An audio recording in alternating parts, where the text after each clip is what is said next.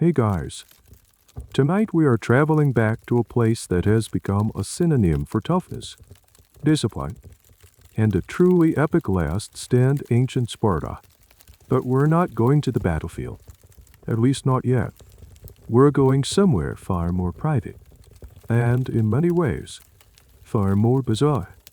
We're going to explore what relationships, marriage, and family life were really like in a society where the state had the final say on almost everything.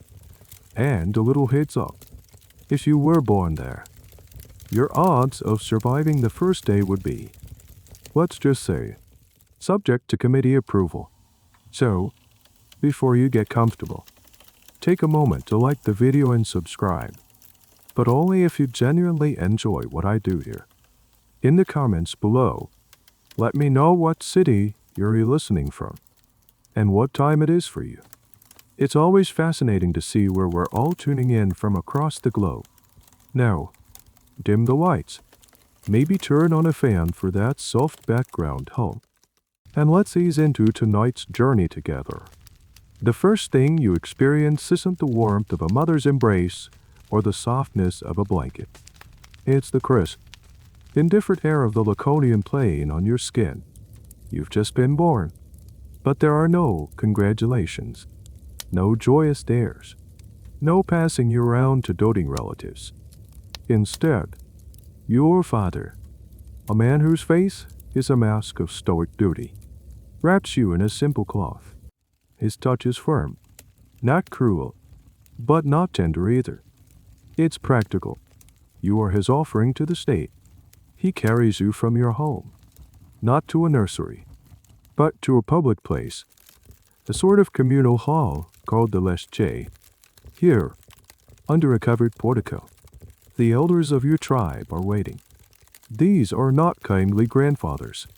These are men with faces weathered by decades of brutal training and war. Their eyes, accustomed to scanning battle lines for weaknesses, now scan you. You are laid bare before them. They turn you over, examining your tiny limbs, your back, the shape of your head. They are not looking for a family resemblance or cute features. They are performing quality control. They are searching for any sign of imperfection, any physical defect, any hint of weakness that might prevent you from becoming a perfect warrior or the mother of perfect warriors. Their judgment is swift and final. If you are deemed fit, strong, and well-made, your father is given a nod of approval. He can take you home. You have been officially accepted as a future citizen of Sparta. A wave of relief, pragmatic and unspoken, passes through you. You are not just his child. You are a valuable asset to the state. But if the elders find fault, a crooked limb, a sickly pallor, anything that suggests you will be a drain on Sparta's resources rather than a contributor to its military might, the verdict is rejection. Your father is instructed to take you to a place called the Apio de Te, a chasm at the foot of Mount Tegeros, the place of rejection. There, you are to be left, abandoned to fate. It's a cold, brutal calculus. Sparta, a small city-state constantly surrounded by enemies and ruling over a massive, resentful slave population, believed it could not afford the luxury of sentimentality. Every citizen had to be a weapon, and a flawed weapon was useless. Before this formal inspection, you might have already faced your first, and frankly, most bizarre test. This is one of those details that sounds like a tall tale, but it's repeated by ancient writers like Plutarch. Your first bath. It isn't in warm water. It's in a basin of unmixed wine. The logic, as they saw it, was that a strong, healthy infant would be tempered and fortified by the pure wine, their body firming up. A weaker baby, however, would supposedly fall into convulsions and perish. It was a pre-screening, a folk medicine, unlitmus test for constitutional strength. Your very first moments of life are a pass-fail exam with the highest possible stakes. Now, it's important to say that historians today are still arguing about these practices. The wine bath, for instance, was it a literal, routine procedure for every newborn? Or was it more of a symbolic story? An exaggerated tale told later to emphasize just how hardcore Spartans were. Some think it might have been a ritual with a different meaning that was misinterpreted by outsiders. Even the infamous practice of leaving infants at Mount Taygetus is a subject of fierce academic debate. While the ancient written sources are quite clear about the state policy of inspection and rejection, modern archaeology has thrown a wrench in the works. Excavations of the supposed chasm have found a surprising lack of newborn remains. The bones discovered there are mostly from adult men, suggesting it might have been a place for executing criminals or traitors, not a graveyard for babies. So, was the story a piece of propaganda spun by Sparta's enemies, like Athens, to paint them as monstrous? Or did rejection perhaps not always mean death, but being cast out of the citizen class, raised as a non-citizen of a lower rank? The truth is, we don't know for sure. It's a chilling example of how the official, brutal ideology of a state and the day-to-day reality of its people can sometimes differ. But you passed. You endured the wine. You satisfied the elders. Your father carries you back home. His duty done. Your mother takes you. But her relief is tempered by the knowledge of what comes next. Her job is not to coddle you. It is to begin your training. She is forbidden from swaddling you tightly, so your limbs grow strong. She is taught to ignore your cries, to foster in you a disregard for fear and pain, to make you accustomed to darkness and solitude. The state has approved you. And now your family's role is to prepare you for the day the state will claim you entirely. For now, in a cold, austere room in Sparta, you are safe, but your education has already begun. The 7 years you spend in that home are a blur of discipline conditioning. You don't remember much war, but you also don't remember much fear. This is by design. Your mother, and perhaps a professional Spartan nurse, are your first instructors. Spartan nurses, by the way, were famous across the Greek world. Wealthy Athenian families would actually try to hire them. They were renowned for their scientific approach to child rearing, which basically meant a complete absence of what we would call nurturing. They raised children to not be picky eaters, to not be afraid of the dark, to not cry when they were hurt, and to be content in solitude. So while other Greek children were being told myths and sung lullabies, you were being quietly, methodically hardened. Your mother's love wasn't shown in kisses or hugs. It was shown by preparing you for the harsh reality you would one day face. She was making you tough enough to survive what was coming. And then, it comes. The day arrives with no ceremony, no special meal, no words of warning. It is simply the day you turn 7. The sun has barely risen over the jagged peaks of Mount Taygetus when there's a knock at the door. It's not a friend or a relative. It's an official of the state, a representative of the paid onomos, the boy herder who oversees the entire Spartan education system. He is an older man, a veteran whose face is a roadmap of old scars. He doesn't speak to you. He speaks to your father. A short, formal exchange of words. Your father nods. Your mother stands in the doorway of the kitchen, her hands clasped in front of her. Her face is unreadable, a perfect Spartan mask of composure. She doesn't cry. You've never seen her cry. She might place a small, hard barley cake in your hand, a final provision from her, or she might just give you a single, sharp nod. That's it. That is your farewell.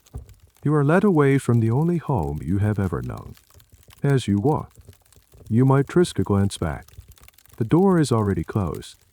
The street is quiet. There is no lingering wave. No tearful face in a window. That part of your life has been surgically removed. This is a point that historians still debate. The true nature of this separation.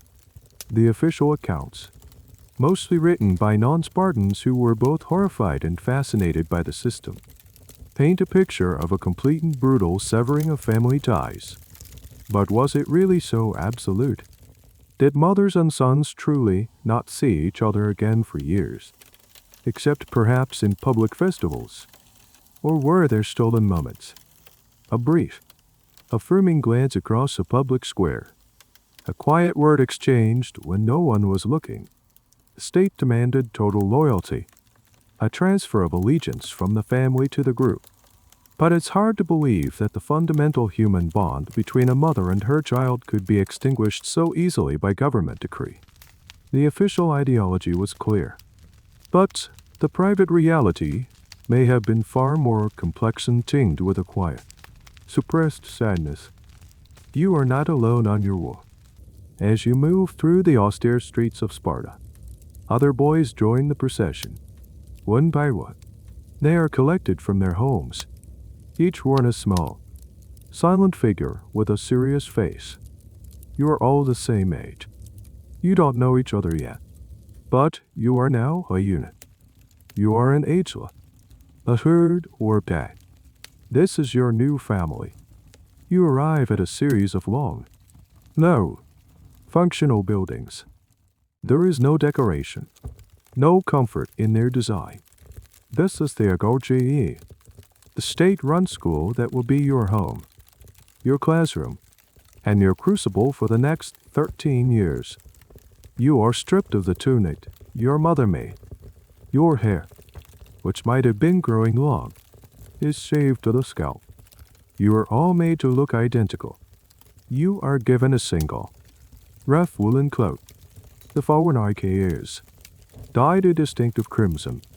It will be your only piece of clothing, your blanket, and your uniform for the entire year, regardless of the weather. You are assigned a space on a hard wooden bunk in a long dormitory filled with other boys. The beds themselves are another lesson in hardship. You are expected to make your own mattress by breaking off the tops of reeds from the nearby Eurotea S River with your bare hands. No knives allowed. This is just the first of countless tests designed to make you resourceful and indifferent to pain. As you stand in the courtyard of the Agoge, a 7-year-old boy in a strange new place, you look around at the other shaven-headed children. There is no fear in their eyes, because you have all been taught that fear is a disgrace. But there is a watchfulness, a quiet intensity. You are no longer your father's son. You are a son of Sparta, a ward of the state. Your name has been recorded, but your individual identity is already beginning to fade, replaced by the collective identity of the pack. The door to your childhood is closed, and the door to your training has just swung wide open. The real education, the one of pain, hunger, and relentless competition, is about to begin. The Agoge does not ease you in gently. Your first day is a shock to the system, a deliberate recalibration of your entire world. The man in charge of it all, the Paedonomos, is a figure of immense authority, always one of the most respected and feared men in Sparta. He doesn't teach you reading and writing in the traditional sense, though you will learn the basics. The curriculum here is different. It's about endurance, obedience, and the suppression of self. Your days start before dawn, signaled by a sharp blast from a horn. You are herded out into the cold, half-lit morning, barefoot and clad only in your thin cloak. The ground is often frosty, and the rocks are sharp under your feet, but you are not allowed to flinch. Any sign of weakness is immediately punished. The first lesson is learning to endure the cold. The second is learning to speak, or rather, learning not to speak. Spartans were famous for their laconic speech, using as few words as possible to get a point across. This was a natural trait. It was drilled into you from this age. You are taught to answer questions from your elders with a brutal efficiency. A long-winded answer, an unnecessary word, or a frivolous comment would earn you a sharp rap from a dad. You are learning to think before you speak, to be precise, and to keep your thoughts to yourself unless directly asked. Your mind, like your body, is being stripped of all excess. Physical training is relentless. You run for miles, barefoot, over the rugged Laconian terrain. You learn to wrestle, to throw the javelin and discus, and to box. These are not games. They are drills for survival. The older boys, teenagers who have already been through this fire, act as your immediate superiors. They have the authority to issue orders and administer punishments, and they do so with relish. A misplaced step, a moment of inattention, a sloppy throw, all result in an immediate, painful consequence. It might be a slap, a punch, or being forced to stand in a stressed position for an extended period. This system is designed to create a clear hierarchy and to teach you absolute obedience to the chain of command. You obey your teenage prefect, who obeys the adult instructor, who obeys the paid doornomos, who obeys the laws of Sparta. One of the most peculiar and frankly bizarre aspects of your early education is music and dance. This might sound like a gentle reprieve from the physical brutality, but it's not. You are taught to sing martial hymns and choral songs, their rhythm stark and powerful. The purpose isn't artistic expression. It's about group cohesion, singing together, moving together, breathing together. It forges you into a single entity. You also learn the period, a ward ants performed in full armor or might. For you younger boys, it's a dance of attack and defense, a form of choreographed combat that improves your agility, balance, and reflexes. Imagine a dozen 7-year-olds, shaven-headed and serious, moving in perfect, violent unison. It's a strange and unsettling ballet of future warfare. Academics are secondary, but not entirely ignored. You do learn to read and write, but only enough for practical purposes. Reading orders, sending dispatches, understanding the laws. Literacy was not a sign of a cultured gentleman, as it was in Athens. It was a tool. The real literature you learn is oral. You are made to memorize the poetry of Tyrtaeus, a Spartan poet whose verses were all about courage in battle, the glory of dying for the state, and the shame of cowardice. These poems become your creed, their lines etched into your memory through endless repetition. Historians still puzzle over the true effectiveness of this educational system. On one hand, it undeniably produced some of the most formidable soldiers in the ancient world. The Spartan phalanx was a terrifying wall of discipline and steel. But at what cost? The system actively stifled innovation, critical thinking, and individual creativity. This is a point of ongoing academic discussion. Did the Agoge create the ultimate soldier, but, in doing so, doom Sparta as a society? By focusing so narrowly on military perfection, did they sacrifice the political flexibility and cultural dynamism that allowed other city-states like Athens to adapt and thrive over the long run? Sparta was a finely tuned war machine. But when the nature of warfare and politics changed, the machine struggled to adapt. The cruelty of the older boys is a core part of the system. It's not random bullying. It's institutionalized. The idea is to make you tough, to make you cunning, and to break any sense of entitlement. An older boy might single you out for a trivial reason and demand you perform a demeaning task, or simply use you as a punching bag to vent his own frustrations. Complaining is not an option. Reporting it to an adult would earn you even worse punishment for being an informant and for failing to handle the situation yourself. You quickly learn to be invisible when you need to be, and to stand your ground when you can. As you lie on your bed of reeds at night, your stomach aching with hunger, your body bruised and sore, you are surrounded by the quiet, even breathing of the other boys in your pack. You are all in this together. There is no escape. This is not just school. It is a complete ray forging of your being.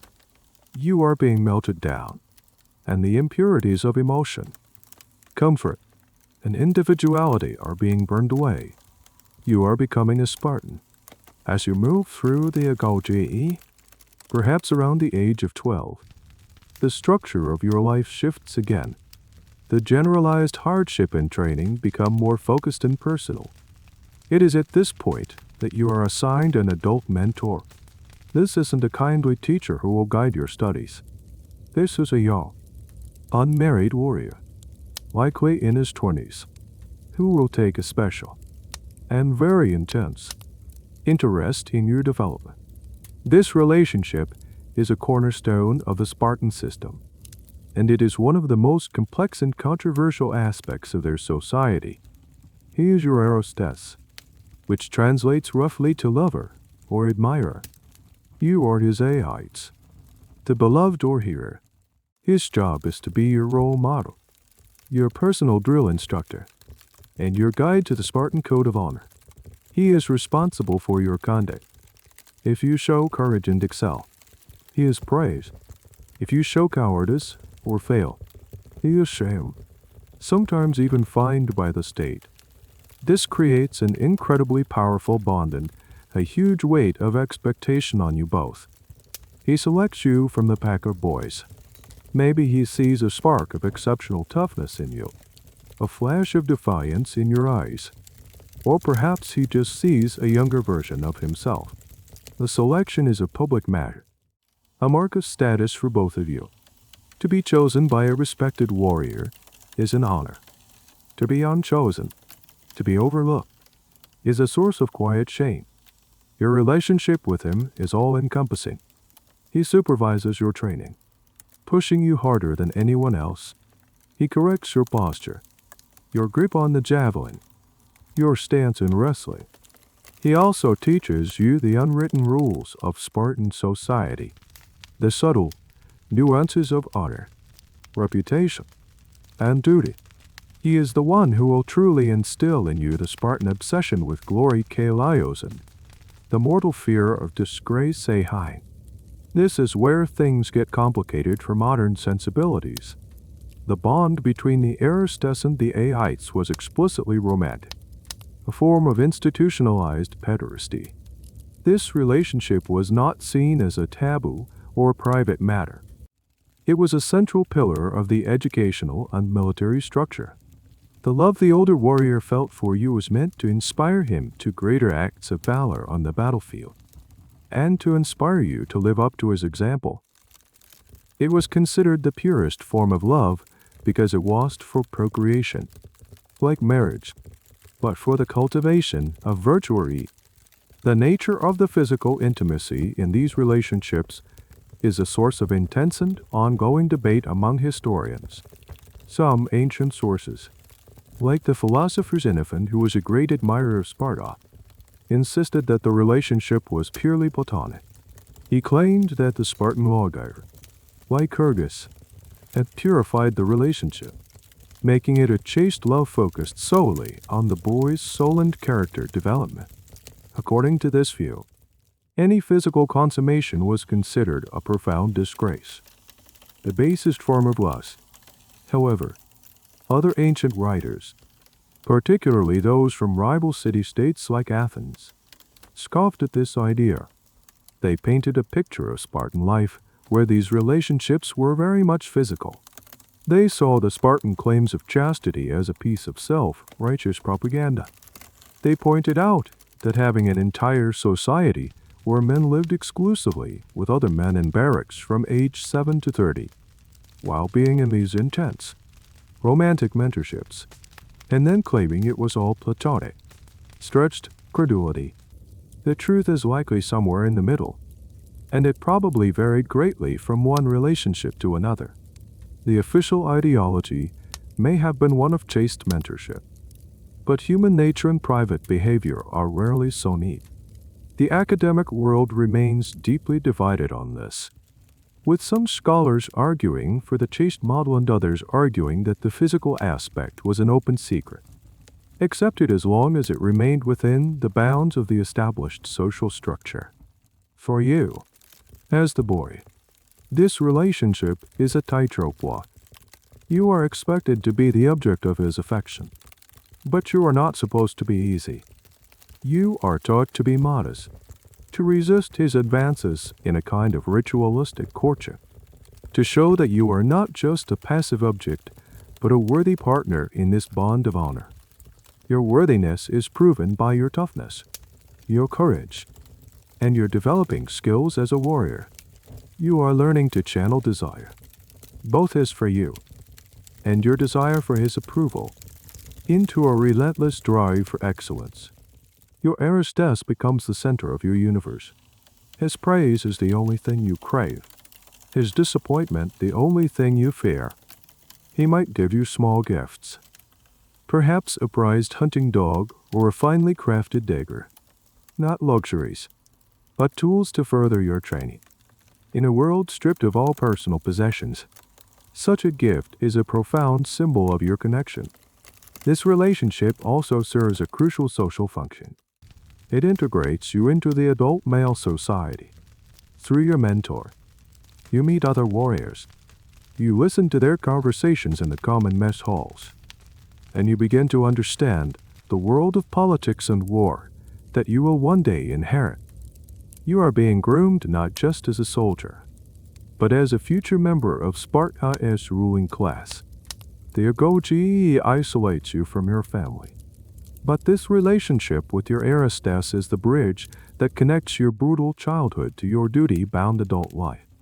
It is the strange, uniquely Spartan crucible where love, education, and violence are fused into one.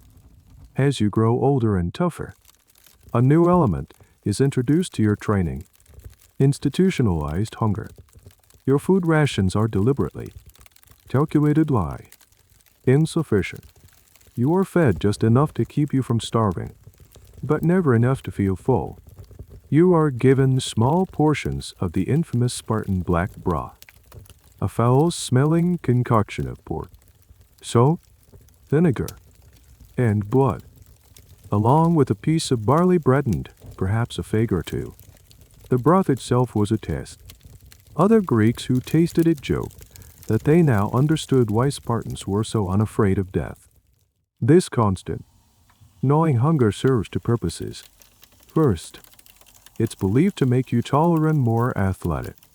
The Spartans thought that overfeeding made boys sluggish and stout, while scarcity encouraged a lean, wary physique. Second, and more importantly, it forces you to become resourceful. It forces you to steal. Stealing is not just permitted. It's an essential part of your curriculum. You are explicitly encouraged to supplement your meager rations by stealing food from farms, from kitchens, even from the larderies of the common mess halls where the adult warriors eat. This is not a lesson in criminality. It is a practical field exercise in stealth, cunning, and daring. A successful theft is a mark of skill. You learn to move silently, to observe patterns, to exploit moments of inattention, and to work with your pack to create diversions. A boy who is a clever and successful thief is praised by his elders and admired by his peers. But there is a crucial catch. Getting caught is the ultimate disgrace. If you are caught in the act of stealing, the punishment is severe. You will be whipped, sometimes viciously, not for the act of stealing itself, but for your clumsiness and lack of skill in getting caught. This creates a high-stakes game where the reward is a full belly and a boost in reputation. and the penalty is sharp pain and public humiliation. You quickly learn that the real crime in Sparta isn't the act itself, but the failure to execute it perfectly. One famous story, recounted by Plutarch, perfectly illustrates this ethos. A Spartan boy had stolen a live fox, and to hide it from his instructors, he chucked it under his cloak. As the instructors approached him began to question him, the fox, trapped and frightened, began to bite and claw at the boy's stomach.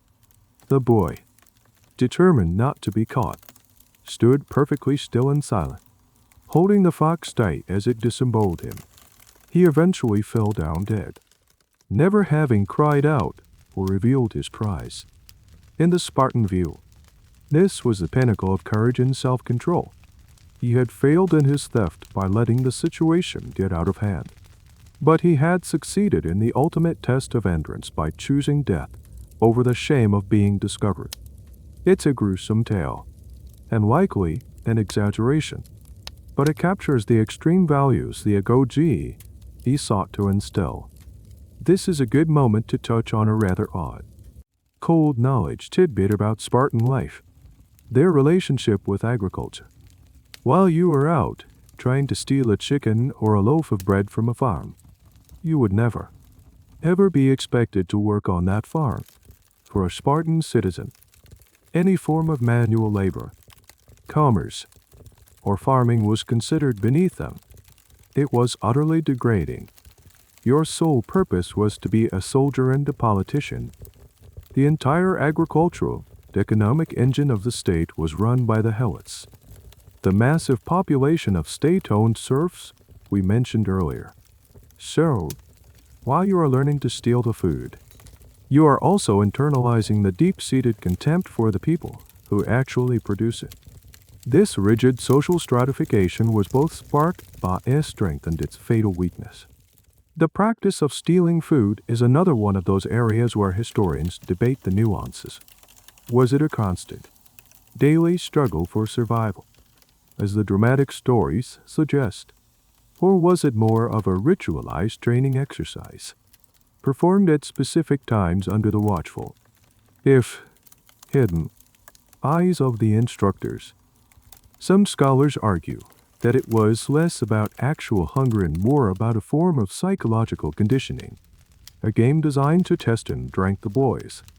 The idea might have been to create a generation of men who were masters of infiltration and ambush, key skills for the elite soldiers Sparta wanted to produce. Thinking of it as a field training exercise rather than a desperate scramble for food perhaps makes it seem less like chaotic cruelty and more like calculated pedagogy. You and the boys in your age will become a pack of hungry wolves. You learn to coordinate your raids. One boy creates a distraction at the front of a farmhouse, drawing out the odor, while two others slip in through the back to grab whatever they can. You learn to set snares for small game in the woods surrounding the city. You learn which wild plants are edible and which are not. Every day is a lesson in survival. As you lie on your reed bed at night, maybe chewing on a stolen piece of hard cheese you managed to hide, you feel a sense of satisfaction that is entirely different from being given food. You earned this. You outsmarted the system. You proved your worth. The hunger in your belly has been replaced by the quiet pride of a successful mission. You are learning to be self-reliant, to take what you need, and to fear nothing but the shame of failure. This is how Sparta forges its weapons. As you enter your mid to late teens, the nature of the violence in the Agoge changes. It becomes more structured, more ritualized, and in some ways, even more intense.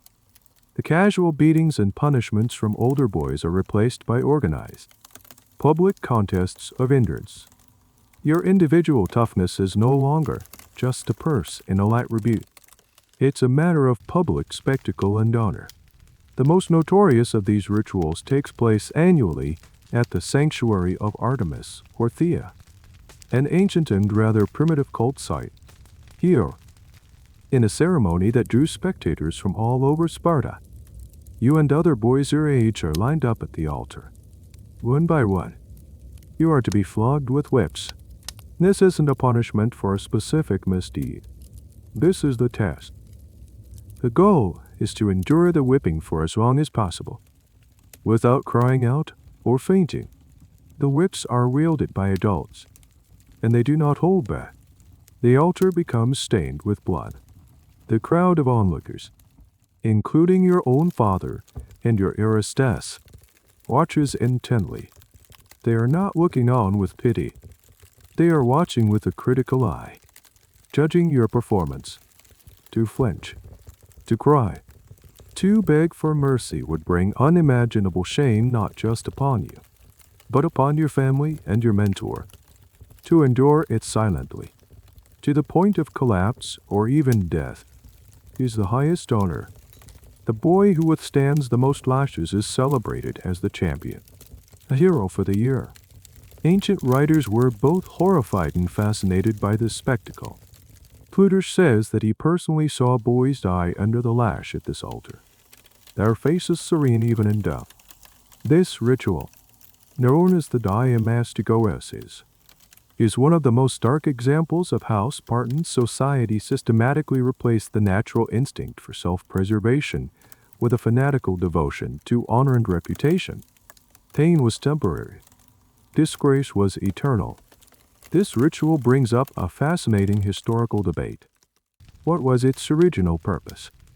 By the Roman era, when outsiders were allowed to come and watch it as a tourist attraction, it was purely a test of machismo. But historians suspect it had a much older, deeper origin. Some believe it was a remnant of an ancient fertility rite, where the shedding of blood on the altar was meant to nourish the earth. Others suggest it might have evolved from a story about a stolen idol of Artemis, where the boys were symbolically punished for the ancient sacrilege.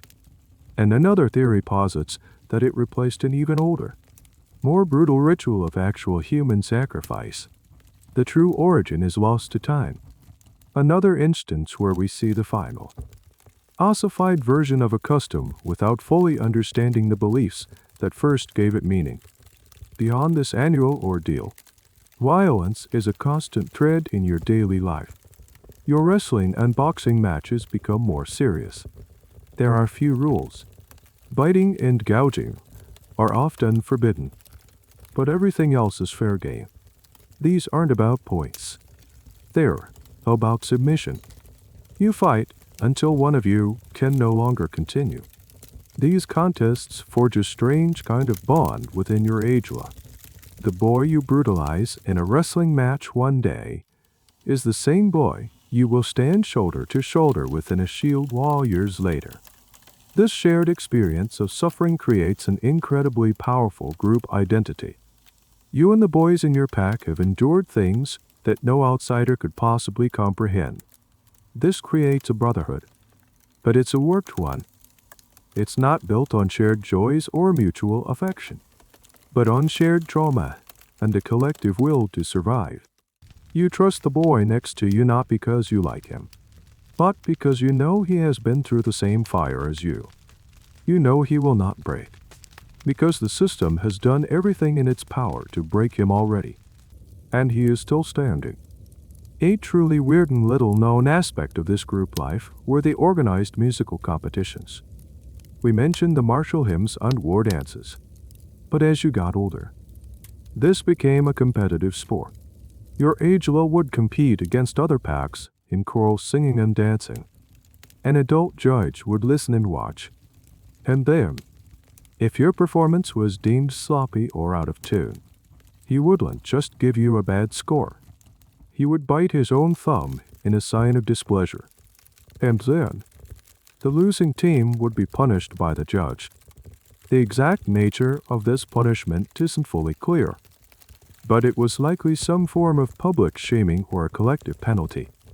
It's a surreal image, a group of hardened teenage warriors being judged on their singing abilities, with the threat of a thumb bite and subsequent punishment looming over them. It shows how every single aspect of life, even the arts, was weaponized as a tool for discipline and competition.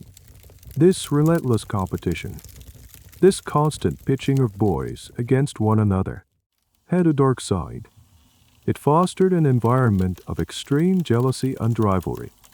While it built loyalty within the shield wall, it also created a society of men who were constantly judging each other, constantly vying for status and honor. The system produced obedient soldiers, but it also produced men who were socially and emotionally stunted, capable of great loyalty to the state and their unit, but perhaps very little in the way of genuine empathy or personal affection. You are learning to see every other boy not just as a brother in arms, but as a rival on the ladder of honor. And in Sparta, that was the only ladder that mattered. You are approaching 20, the age that marks the end of your time in the Agoge. But before you can graduate and take your place among the adult warriors, there is one final, potential test. It is the most secretive and sinister part of your entire education. A shadowy institution that even ancient writers spoke of in hushed tones. It is called the Cryptia. Participation in the Cryptia was not for everyone. It was reserved for the best of the best, the most cunning, the most resourceful, and the most ruthless of the young men about to graduate. The Epihors, Sparta's 5 annually elected magistrates, would select these top candidates and declare war on the Helots, the subjugated population that worked the land. This legal declaration was a crucial, chilling piece of bureaucratic maneuvering. By being officially at war, it meant that killing a Helot was not a crime. It was an act of war. If you are chosen, you are sent out from the city with nothing but a knife. You are instructed to travel by night and hide during the day. You must live off the land, completely alone. Your mission is twofold. First, it is the ultimate survival test. Can you fend for yourself in the wild, unseen and unheard? Can you use all the skills of stealth and foraging that you learned as a boy? It is the culmination of your entire upbringing. But there is a second, much darker purpose. Your mission is to patrol the Laconian countryside and to terrorize the Helot population. You are to watch them, listen to their conversations, and identify any who seem strong, intelligent, or defiant, any potential leader who might one day incite a rebellion. And then, under the cover of darkness, you are to assassinate them. You become a ghost, a state-sanctioned assassin. Imagine yourself, a 19-year-old, creeping through an olive grove at midnight, your heart pounding not with fear, but with a cold sense of purpose. You identify your target, a Helot who works his plot of land, perhaps a man who is respected by his peers, a man who carries himself with a little too much pride. You wait for the opportune moment, and then you strike, silently, efficiently. You are not just a soldier. You are an instrument of state terror, designed to keep the massive Helot population terrified and subdued through random, unpredictable violence. The existence and nature of the Cryptii are, unsurprisingly, a major point of contention among historians. Plato, the Athenian philosopher, described it as a particularly harsh form of physical training. Plutarch, writing much later, gives us the more terrifying version of a secret police force. Was the Cryptii a formal, standing institution that every elite Spartan passed through? Or was it a more informal, emergency measure, deployed only in times of high tension when the threat of a Helot revolt was imminent? Some scholars argue that the stories have been greatly exaggerated by Sparta's enemies to make them seem monstrous. They suggest it might have been more of a reconnaissance and intelligence gathering unit, a kind of special forces training that didn't necessarily involve routine assassinations. The war on the Helots might have been more of a legal fiction to allow for preemptive action if needed, rather than a literal license to kill at will. The truth, as with so much of Spartan life, is shrouded in secrecy and propaganda. We have the official story, designed to terrify, but we lack the personal accounts that would tell us what it was really like. One very obscure and fascinating detail related to this is the Spartan fear of helot fertility. The Spartans were a tiny ruling class, their numbers constantly dwindling due to war and their own brutal eugenics. The Helots, meanwhile, were a vast and growing population. The Spartans lived in a constant state of demographic anxiety. The cryptia, in this light, can be seen not just as a tool for eliminating leaders, but as a crude and brutal form of population control, a way of culling the strongest from the helot stock before they could breed more strong, resentful children. It was a paranoid state's desperate attempt to manage a threat that was, in the long run, unmanageable, whether you participated in the cryptia or not. Your training in the Agoge is now complete. You have survived the whippings, the hunger, the constant fighting, and the psychological conditioning. You have been systematically stripped of your individuality and remade into a component of the Spartan war machine. You are no longer a boy. You are a weapon, honed and sharpened, waiting to be wielded by the state. Your return to the city is not met with a parade or a feast. It is a quiet, formal affair. You are now ready to be enrolled as a citizen. The homo iuris, one of the similar S or peers. You are, in theory, equal to every other Spartan citizen. But first, you have one more social hurdle to clear.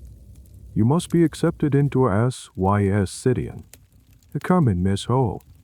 This is the final step in your long journey to adulthood, and failure here, after everything you have been through, is still a possibility. Having survived the Agoge, you stand on the cusp of true Spartan citizenship. You are 20 years old. The first thing you do to mark this transition is change your appearance. You stopped shaving your head, for the first time since you were 7. You let your hair grow long. Long hair for Spartan men was a powerful and deeply symbolic statement.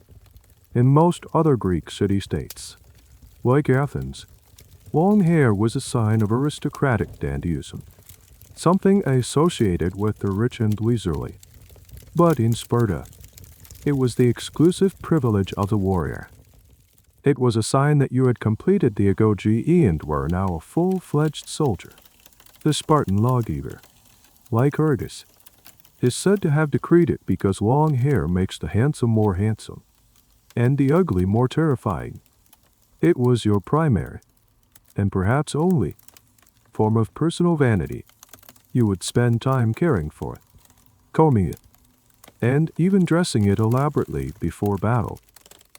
The image of a Spartan warrior calmly combing his long hair before the Battle of Thermopylae is one of the most enduring symbols of their unique brand of coolness under pressure. But before you can truly call yourself a peer, you must be accepted into a dining club, the SYS City'n. This is not just a place to eat. It is the fundamental building block of Spartan civil and military life. It's a group of about 15 men who eat every meal together, sleep in the same barracks, and fight alongside each other in the phalanx. This is your new, permanent family. The process of joining is a nerve-wracking piece of social theater. You must be nominated by an existing member, and then every other member of the club must vote on your admission. The vote is conducted in secret. An attendant walks around the room with a container, and each member drops a small piece of bread into it. If they approve of you, they drop the bread as it is. If they wish to veto your membership, they flatten the piece of bread between their fingers, squeezing it into a thin wafer. The attendant doesn't look into the container. He simply carries it around, and then, in front of everyone, he empties the contents onto a table. All it takes is one single flattened piece of bread. One no vote. to deny you entry. There is no appeal. You have been blackballed. The pressure is immense. After 13 years of brutal training, after proving your courage and endurance 100 times over, your entire future can be undone by a single, anonymous rejection. If you are not accepted into a mess, you are not a full citizen. You lose your political rights and your status as a peer. You become a social outcast and hypomyone, or inferior. You are a failure. All that sacrifice for nothing. Historians still debate the criteria for these votes. What made a man squeeze that piece of bread? Was it a judgment on your character, your fighting ability, your discipline? Or could it be something more petty? A personal dislike, a lingering rivalry from your time in the Agoge? Or perhaps your hostess was a rival of one of the members? The system was designed to ensure that the mess halls were filled with men who trusted each other implicitly. But it also created an environment ripe for social anxiety and behind-the-scenes maneuvering. It was the final, brutal gatekeeping mechanism of this exclusive club, a lesser-known and rather mundane fact about the SYS Cidian is the mandatory contribution. Every month, each member had to provide a specific quota of provisions from the produce of his stake, allotted land which was, of course, worked by helots. This included a precise amount of barley, wine, cheese, and figs. There was also a small monetary contribution for the purchase of meat. If a man failed to make his monthly contribution, perhaps due to a bad harvest or poor management of his estate, he was immediately and automatically expelled from the club and lost his citizenship. This policy, while seemingly practical, had devastating long-term consequences. As Spartan land plots were divided among sons or lost due to debt, more and more families found themselves unable to meet the quota. This led to a slow, steady decline in the number of full citizens, a demographic death spiral from which Sparta would never recover. But you are successful. The bread is tipped out onto the table, and not a single piece is flattened. A quiet murmur of acceptance fills the room. You take your seat among these men, your new brothers. You have cleared the final hurdle. You are now a homoios, a peer, a full citizen of Sparta. You are given your own plot of public land, a kale, arrows, and a number of helot families to work it for you. You are now, in theory, economically self-sufficient, free to dedicate your entire life to the service of the state. You are a warrior, a gentleman, and a full voting member of the assembly. You have reached the pinnacle of Spartan society, but your freedom is still a long way off. You may be an adult, but you are not yet your own master. The state still has one more major demand on your life, and it involves a woman you have probably never even met. You are now a full-fledged Spartan warrior, a member of the most elite military fraternity in the Greek world. But your life does not suddenly become one of comfort or freedom. In fact, in many ways, it becomes more monotonous. You move out of the Agoge barracks, but only to move into another set of barracks, the one attached to your SYS Cidian, from the age of 20 until you turn 30. This is your home. You will live, sleep, and eat every single meal with the same 15 men in your dining club. Your days are structured and disciplined, a continuation of the life you've always known. The morning is for military training. You practice drills, maintain your equipment, and engage in tactical exercises. The afternoon might be for athletics, hunting, or conversation, which usually revolved around, you guessed it, military matters and politics. The atmosphere in the mess hall is one of gruff camaraderie. The food is simple and famously bad. The main course is still the black broth you grew up on, though now it's supplemented with a slightly more generous portion of barley bread, wine, and whatever meat was provided from the members' contributions or from a successful hunt. The younger men, like you, are expected to be deferential to the older veterans in the room. You listen to their stories of past battles. You absorb their wisdom on tactics, and you are expected to answer their probing, often tricky questions with the same laconic wit that was drilled into you as a boy. Jokes and banter are a part of mess life, but it's a specific, biting form of Spartan humor. It's often insulting, designed to test your composure and thick skin. If an older man makes you the butt of a joke, you are expected to take it in good humor. To show offense would be a sign of weakness. It's yet another form of psychological hardening, teaching you to be immune to personal slights. One of the strangest and most specific rules of the SYS Scythian involved wine. Unlike other Greeks, who would mix their wine with water in a large crater and share it, Spartans had a different custom. Each man was given his own individual portion of unmixed wine, and he was expected to drink it without getting drunk. It was a test of self-control. After the meal, the EP whores or other officials might inspect the barracks, and any man found to be intoxicated would be punished. This created a system where you learned to know your exact limit, to walk the fine line of sociability without ever losing control. This is another area where historical accounts differ. Some Athenians claimed the Spartans were notorious drunks, while the Spartans' own self-image was one of insobriety and discipline. The truth is likely that, like any group of soldiers, some indulged more than others. But the official expectation was one of unwavering moderation. You and your messmates are a single, cohesive unit. You know each other's strengths and weaknesses intimately. This is the group you will go to war with. When the call to arms comes, you will form up in the phalanx, and the man to your left, whose shield protects your unshielded right side, will be one of these men. Your life will literally depend on him, and his on you. The bonds forged over bland meals and in Spartan barracks are what make the Spartan army so formidable. This 10-year period of your life is also one of political apprenticeship.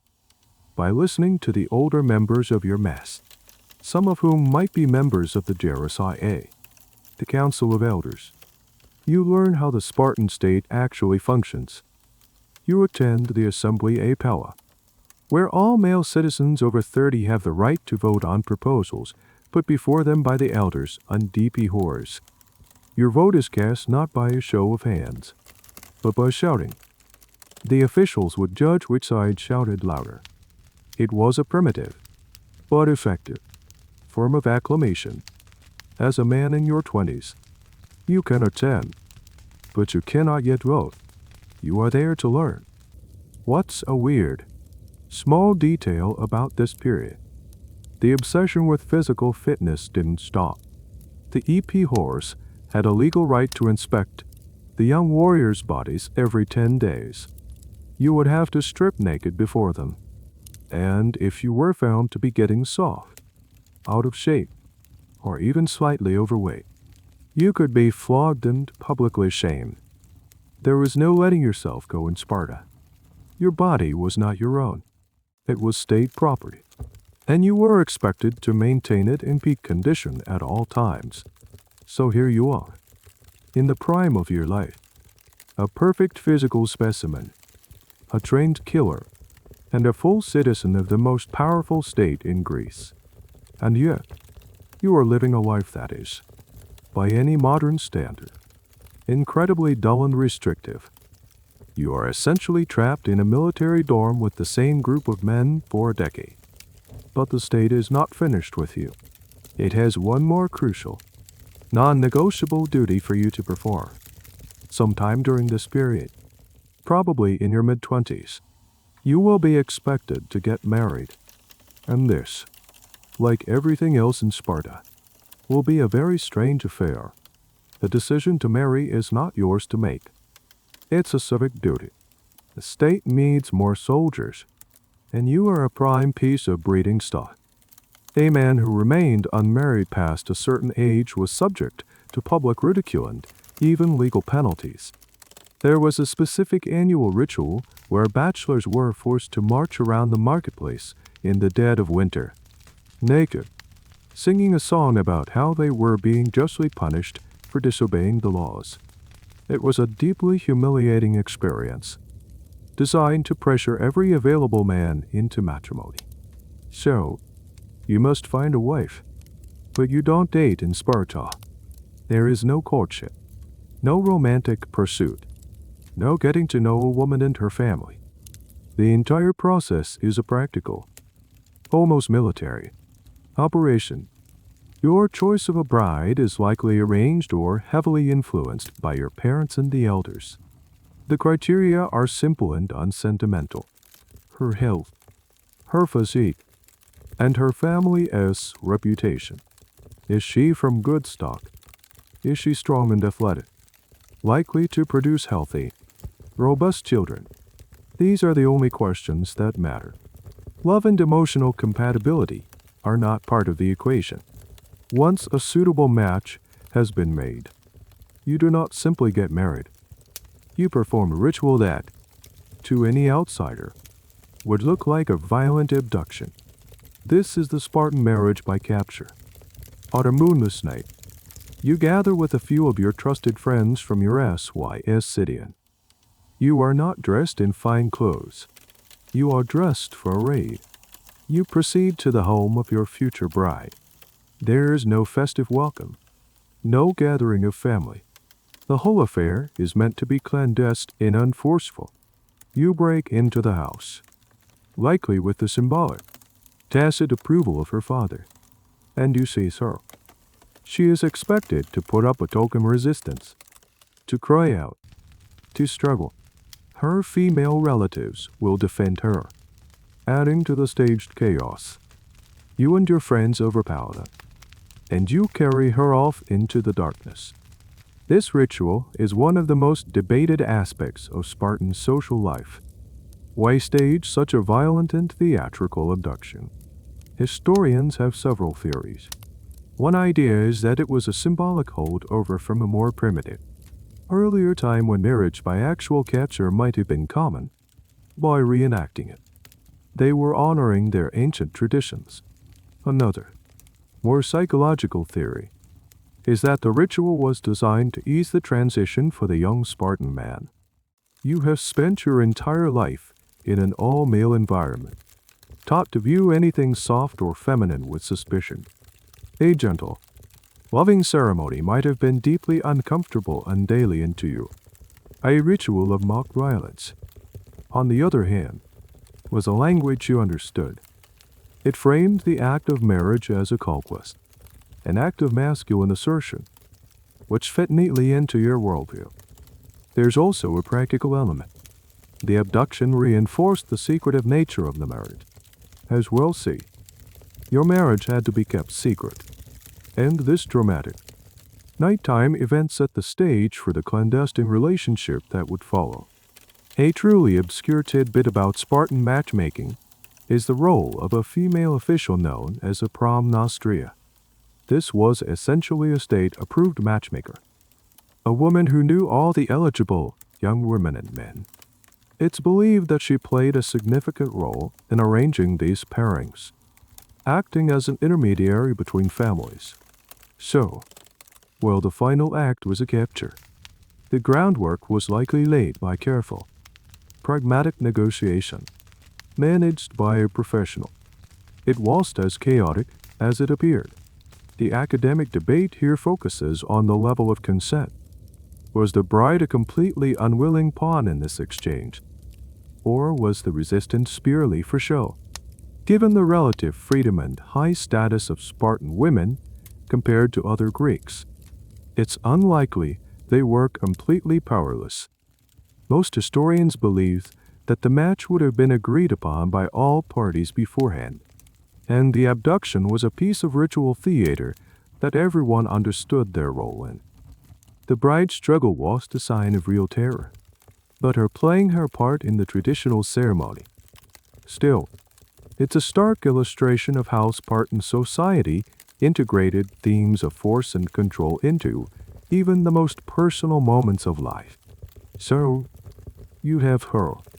You have carried her away from her home, but you don't take her to a new home of your own, because you don't have one. You still live in the barracks. Instead, you take her to the house of a trusted female relative or friend, a sponsor who will prepare her for the next stage of this strange ceremony. The abduction is over, but the wedding night is yet to come, and it will be just as unusual as the events that led to it. You leave her with her attendant and slip back into the night, returning to your barracks as if nothing has happened. You have a wife, but no one is supposed to know, while you sneak back to your barracks, trying to look as nonchalant as possible. Your new wife is undergoing her own bizarre transformation. She is not being dressed in a beautiful wedding gown or adorned with jewelry. Her preparation for the wedding night is a systematic stripping away of her femininity. The first thing that happens is her hair is cut, not trimmed or styled, but shaved off, cropped as short as a boy's. In a world where a woman's long hair was a primary symbol of her beauty and identity, this was a radical act. It made her look like one of the boys from the Agoge. Next, she is dressed in men's clothing. She is given a simple man's cloak, the same kind of rough tunicant cloak that you would wear. She is also given a pair of men's sandals. There is no perfume, no makeup, no adornment of any kind. Finally, she is left alone in a darkened room. She lies down on a simple pallet on the floor, in the pitch black, and she waits. This figure, with a shaved head, in a man's cloak, lying in the dark, is your bride. This ritual is profoundly strange, and historians have puzzled over its meaning for centuries. What was the purpose of this elaborate gender-bending preparation? The most common interpretation, offered by the ancient writer Plutarch, is that it was designed to make the first encounter less intimidating for the husband. You, a man who has lived his entire life in a hyper-masculine world, might be overwhelmed by or even contemptuous of a conventionally feminine woman. The ritual made your bride look more familiar, more like the companions you were used to, by blurring the gender lines. It eased your transition from the all-male world of the barracks to the act of consummating a marriage. It was a psychological bridge. Another theory is that it was a rite of passage for the woman. By having her head shaved and dressing as a man, she was symbolically leaving behind her girlhood and taking on a new, quasi-masculine role as the wife of a Spartan warrior. Spartan women were expected to be tough, outspoken, and as fiercely dedicated to the state as the man. This ritual could be seen as her initiation into that new identity, shedding the trappings of traditional femininity to become a mother of warriors. This practice also brings up an interesting and somewhat quirky detail about Spartan women's daily lives. Unlike women in Athens, who lived in seclusion, Spartan girls and women were famous for their athletic training. They participated in running, wrestling, and throwing the discus and javelin, often exercising in public alongside the boys. They wore a simple, short tunic called a peplos, which was open at the side, earning them the nickname eye flashers from other scandalized Greeks. This physical freedom and robustness was part of their identity. So, for a Spartan woman, the act of putting on men's clothes for her wedding night might not have felt as alien as it would to her Athenian counterpart.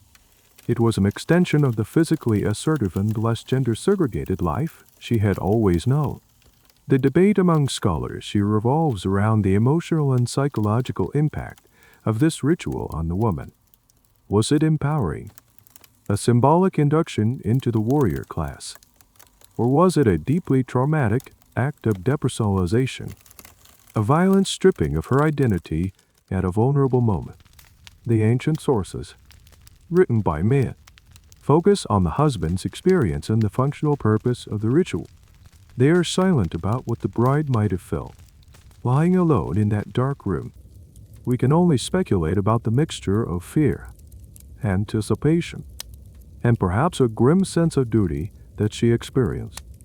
It's a stark reminder of how history, so often, fails to record the female perspective. The shaved head itself is a point of particular fascination. Was it a permanent state? Did Spartan wives keep their hair short for the duration of their marriage? Or was it allowed to grow back out after this initial period? The evidence is frustratingly thin.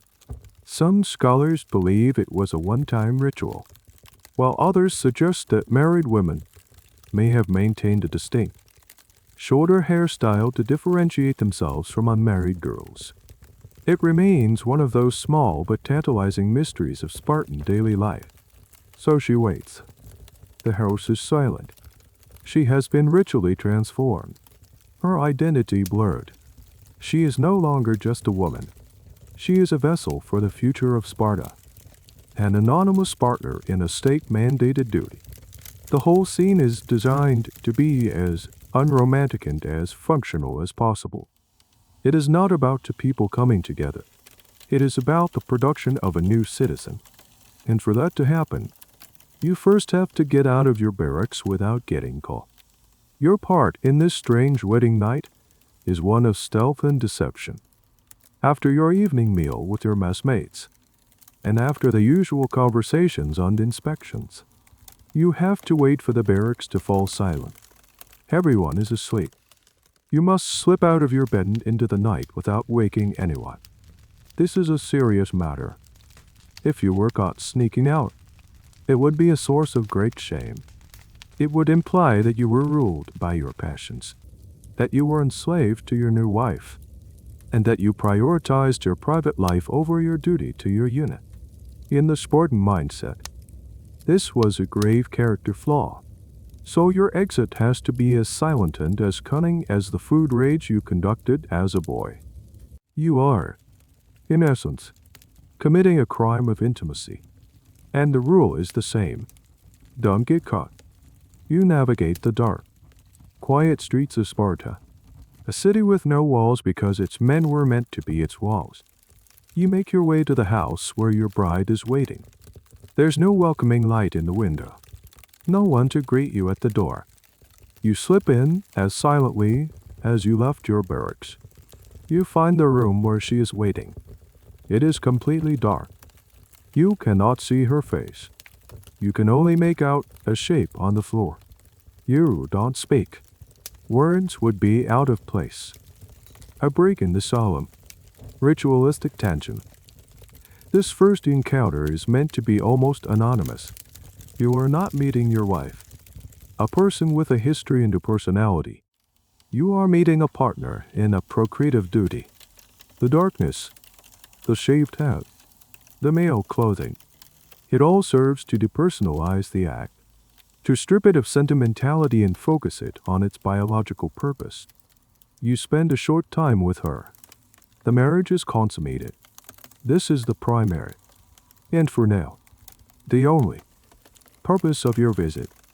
It is not about discovering each other, sharing vulnerabilities, or building an emotional connection. It is about planting the seed for a future Spartan. Then, before the first hint of dawn, you must leave. You have to be back in the barracks, in your own bed, before your messmates wake up. You must rise with them, train with them, and go about your day as if nothing happened. You cannot show any sign of fatigue, any hint of distraction. Your nocturnal visit must remain your secret. This bizarre pattern defines the first several years of your marriage. You are a husband, but only in the dead of night. You continue to live full-time in the barracks. Your wife continues to live in her family as home, or perhaps a new house established for her. You only see her by sneaking out for these brief, secret encounters. This system, according to Xenophon, was designed with a very specific and rather odd purpose in mind. He argued that by making access to your wife so difficult and infrequent, it would keep desire high and ensure that when you did meet, you were both more vigorous for the purpose of procreation. It was a form of state-mandated romantic scarcity, intended to produce stronger, healthier children. It also prevented young men from becoming sated with their wives and losing their edge as warriors. Your primary loyalty had to remain with your messmates in the state, not with your spouse. This brings up a significant point of academic debate. Did this system actually work as intended? Did this separation and secrecy really lead to healthier offspring and more focused soldiers? Or did it create a society of emotionally detached couples and men who were strangers to their own families? Critics of Sparta, both ancient and modern, argue that it fostered a deeply unnatural and dysfunctional family structure. Proponents argue that it was a pragmatic solution to Sparta's unique military needs. The historical record shows that the system was maintained for centuries, but it also shows that the Spartan population steadily declined, so its primary goal, increasing the citizen body, was ultimately a failure. A strange and rather telling side effect of this system was that some men apparently had children before they had ever seen their wives' faces in the daylight. Plutarch mentions this as a point of pride for the Spartans, that their unions were so focused on duty over personal pleasure that a man could become a father without even really knowing what his wife looked like. It's a detail that perfectly encapsulates the extreme anti-sentimental nature of their society. So, you live this double life. By day, you are a soldier, a brother to the men in your mess, your life governed by discipline and routine. By night, you are a phantom husband, visiting your wife in secret before melting back into the darkness. Your marriage is a duty you perform, not a life you share. You are a father in waiting, a husband in secret, but your true home remains the barracks. Years pass in this strange rhythm of clandestine visits. You might now have a child, or even two. You are a father, but you are a father at a distance, an occasional visitor in the lives of your own children. Your wife is the one who raises them, at least for the first 7 years if it's a boy. You are not there for their first steps or their first words. Your primary role in their early life is genetic. Your relationship with your wife is, by modern standards, one of profound detachment. You are practically strangers. You've never shared a meal, never had a long conversation in the daylight, never managed a household together. The entire concept of a shared domestic life, which was the cornerstone of marriage in other parts of the Greek world, is completely absent. Your marriage is essentially a long-distance relationship where you both live in the same, very small, city. This creates a peculiar dynamic. The bond between you and your wife is not one of emotional intimacy or mutual support. It is a partnership in a civic enterprise, the production of citizens. She manages the household dioikos, oversees the helots who work your land, and raises the children. You fulfill your military and political duties. You are co-CEOs of a small, state-mandated family franchise, and you meet occasionally for board meetings in the middle of the night. This separation was, again, entirely by design. The Spartan state actively discouraged strong emotional bonds between husbands and wives. They saw such attachments as a potential threat to a soldier's loyalty. If a man loved his wife too much, he might hesitate in battle. He might put his family's welfare above the welfare of the state. He might become, in a word, soft. The system of secret visits was a way to allow for procreation without fostering the dangerous side effect of love. This is where academic opinion often splits. The traditional view, based on writers like Peters, is that this system created emotionally stunted couples who were, at best, respectful partners. But was this universally true? Is it possible for two people to live this way without forming some kind of bond? Some historians argue that the very secrecy and forbidden nature of the meetings might have created a unique form of intimacy. The stolen moments, the shared risk of discovery, the quiet conversations in the dark. These could have forged a connection that was different from, but not necessarily weaker than, a conventional marriage. They suggest we should be careful not to impose our modern definition of a good marriage onto a culture with vastly different values. The absence of public sentimentality doesn't automatically mean the absence of all private feeling. A fascinating and slightly comical detail of this arrangement is what happened when a man turned 30. We'll get to that later. But the transition was famously awkward. After a decade of sneaking around, you were suddenly allowed to live at home. Many men, so accustomed to the barracks, found the transition to domestic life deeply uncomfortable. They would still take their main meal in the men's mess hall, and some were said to feel like awkward strangers in their own homes. So, for now, in your 20s, your wife leads a life of considerable autonomy. With you living in the barracks, she is the undisputed master of the household.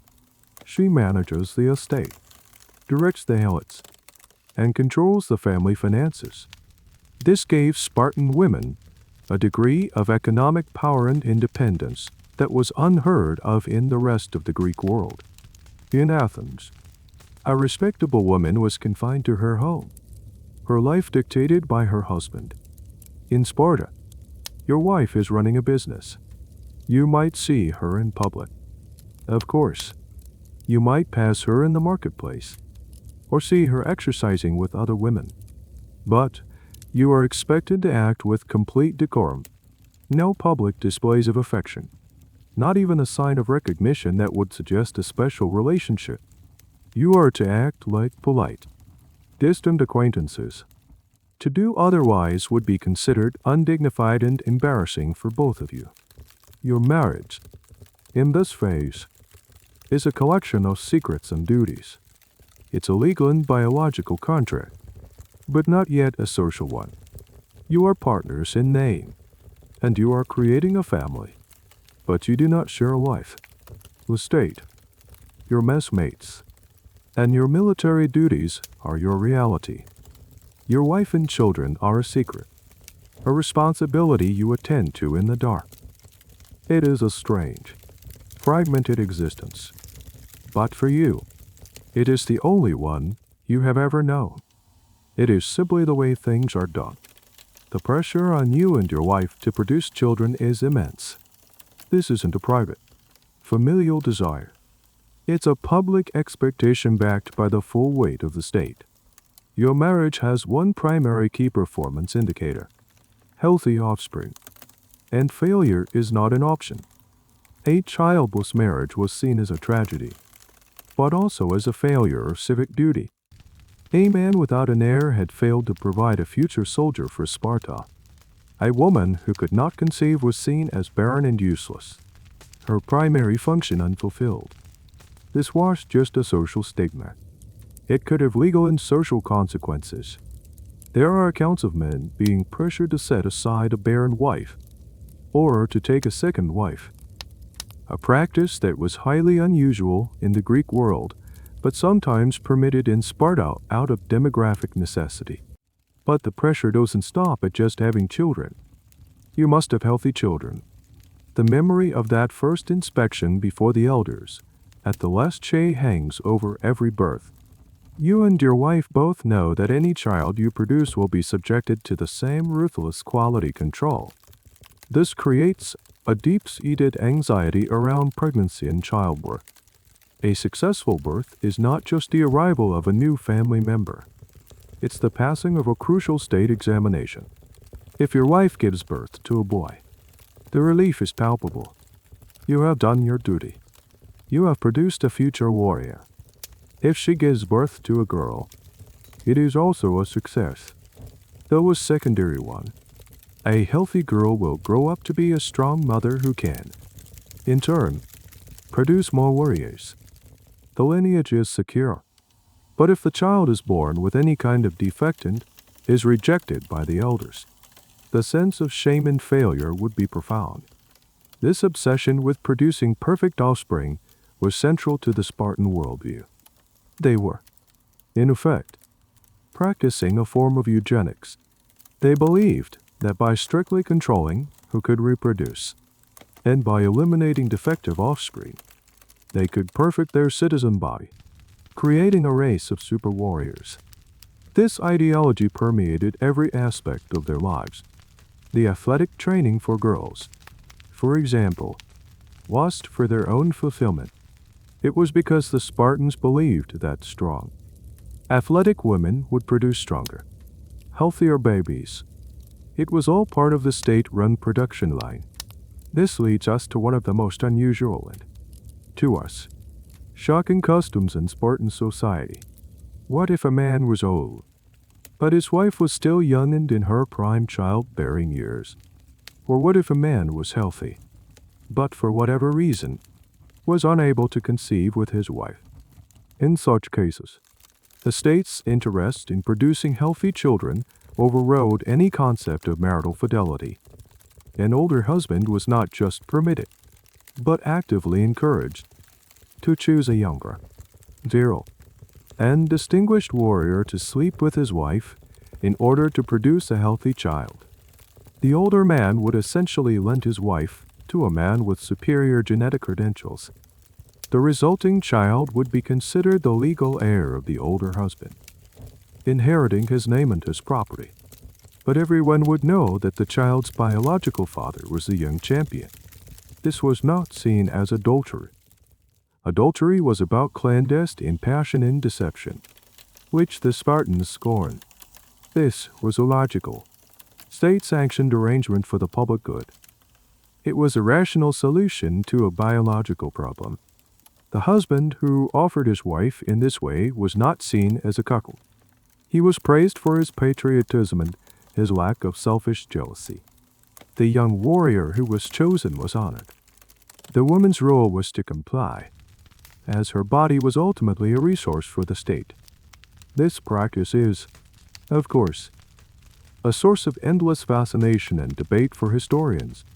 Was it common? The ancient sources, like Xenophon and Plutarch, present it as a sensible and established custom. They use it as an example of how the Spartans prioritized the state over personal ego. However, it's hard to know how often this actually happened. It might have been an idealized emergency measure that was talked about more than it was practiced. The logistics and emotional complexities of such an arrangement are staggering. How was the young man chosen? Did the wife have any say in the matter? What was the relationship between the legal father and the biological father? The sources are silent on these practical details. A strange, related tidbit is the Spartan view on inheritance. Unlike in other Greek states, an inheritance was not automatically guaranteed.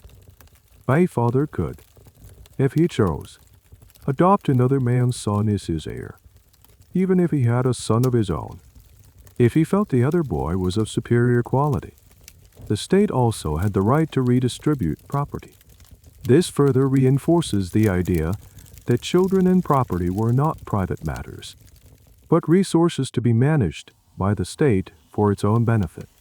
Your family was not truly your own, so you live under this constant pressure. Every day, you are reminded that your personal life is subordinate to the needs of Sparta.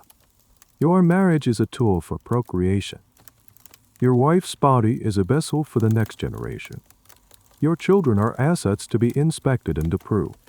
It's a system that is brutally logical, but it leaves very little room for the messiness of human emotion.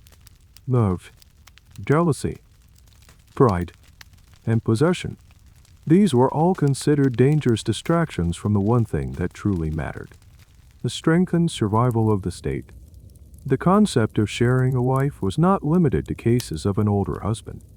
The logic of Spartan eugenics could be extended further. Let's say you are a young, healthy man, married to a strong, healthy woman, but your friend and messmate is an exceptional warrior. He has proven himself in battle time and time again. He is taller, stronger, and more decorated than you. He is, by all Spartan metrics, a superior specimen. In this scenario, it would be considered a perfectly reasonable, and even honorable, act for you to invite this superior warrior to father a child with your wife. The goal is simple: to get the best possible genetic material into the next generation. Your personal pride and possessiveness were expected to take a back seat to the state's demand for high-quality citizens. The child, though biologically his, would be legally yours. You would raise him as your heir, and everyone would benefit. You get a genetically superior son. The state gets a potentially superior soldier. And your friend gets the honor of having his legacy passed on. This practice strikes at the very heart of our modern understanding of marriage and family. For us, monogamy and sexual exclusivity are often seen as the bedrock of a marital relationship. For the Spartans, the bedrock was utility. If a conventional, monogamous pairing was not producing the desired results, or if a better result could be achieved through other means, then the system was flexible enough to allow for alternatives. This wasn't a free-for-all. It wasn't about sexual liberation or open relationships in the modern sense. It was a highly controlled and purposeful system. The choice of the surrogate father was not random. He had to be a man of proven worth, a man whose qualities were deemed desirable by the state. It was a calculated decision, not an emotional one. This is one of the most contentious points in the study of Spartan society. How did people really feel about this? The official line, from our pro-Spartan sources, is that everyone was on board. The husband felt patriotic pride, not jealousy. The wife felt it was her duty. But human emotions are rarely so simple. Is it really possible for a man to feel no jealousy or resentment when his wife is sleeping with another man, even if it is for the good of the state? Some historians argue that our sources, written by elite men who were invested in promoting the Spartan ideal, are giving us a sanitized version of reality. They suggest that behind the closed doors of Spartan homes, these arrangements could have caused significant tension and conflict. They point to basic human psychology, which suggests that feelings of jealousy, love, and possessiveness are not so easily erased by state ideology. This is a classic history from above versus history from below debate. The official ideology is clear, but the private, emotional reality of the people living under that ideology is almost impossible for us to recover. A very specific and odd detail related to this is the story of a Spartan king, Ariston. According to the historian Herodotus, Ariston was married to a woman he loved, but who was barren. His best friend, Agoge, was married to the most beautiful woman in Sparta. Ariston tricked his friend into a deal. They would each swear an oath to give the other whatever he desired.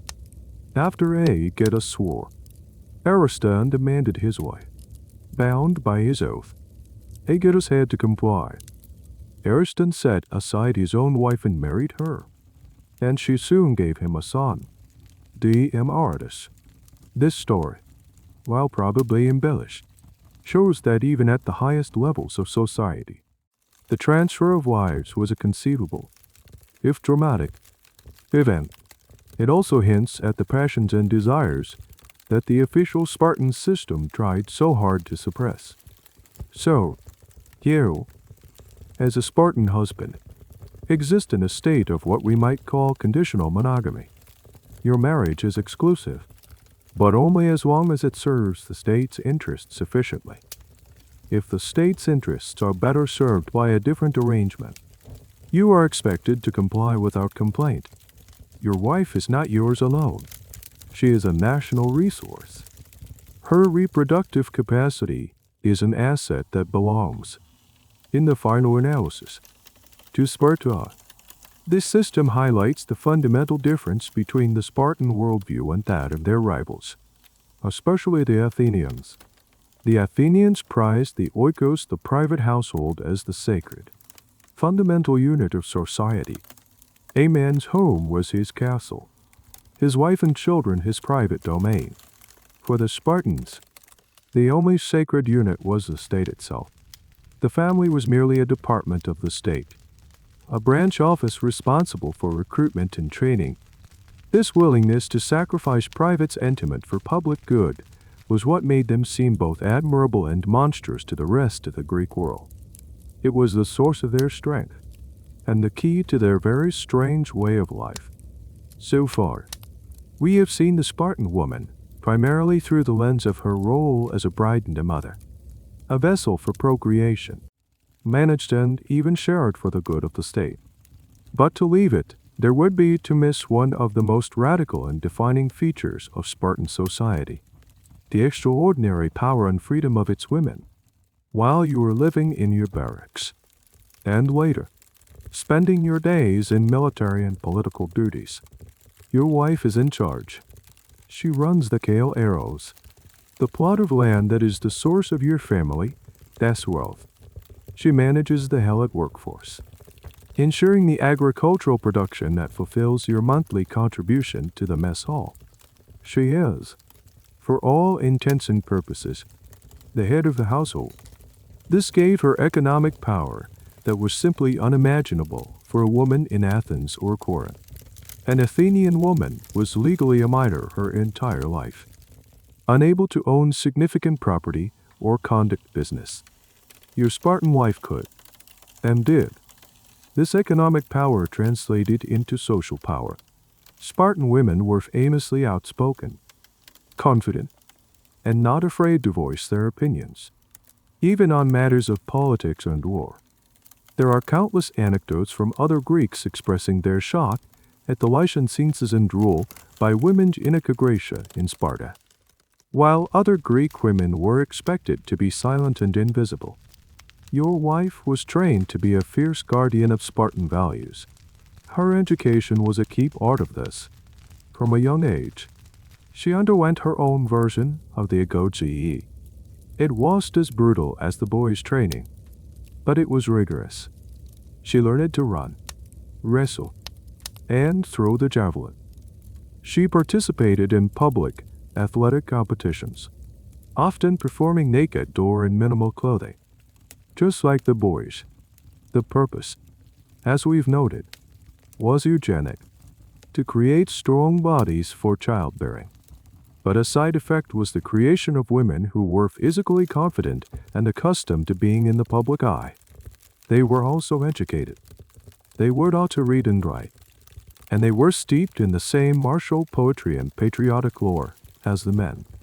They were not just mothers. They were the primary guardians of Spartan ideology.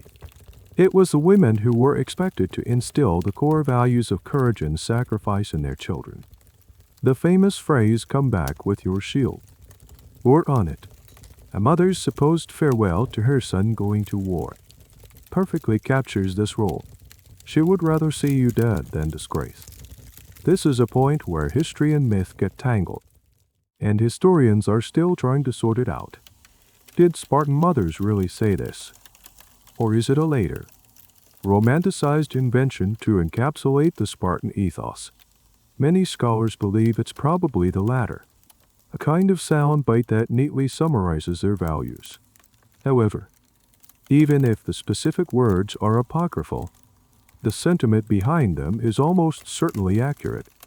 A woman whose son, husband, or brother fled in battle would feel the shame as keenly as the man himself. Her social standing was tied to the honor of her male relatives. A fascinating and little-known aspect of their power was their role in inheritance. In most of Greece, property passed from father to son. In Sparta, daughters could also inherit, and they could also receive property as part of their dowry.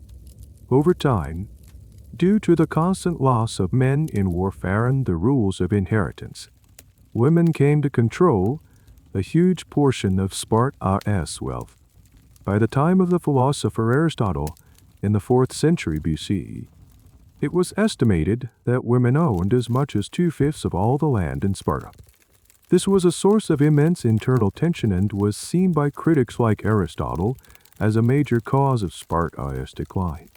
He complained that these wealthy, powerful women were lovers of luxury and were corrupting the austere, military nature of the state.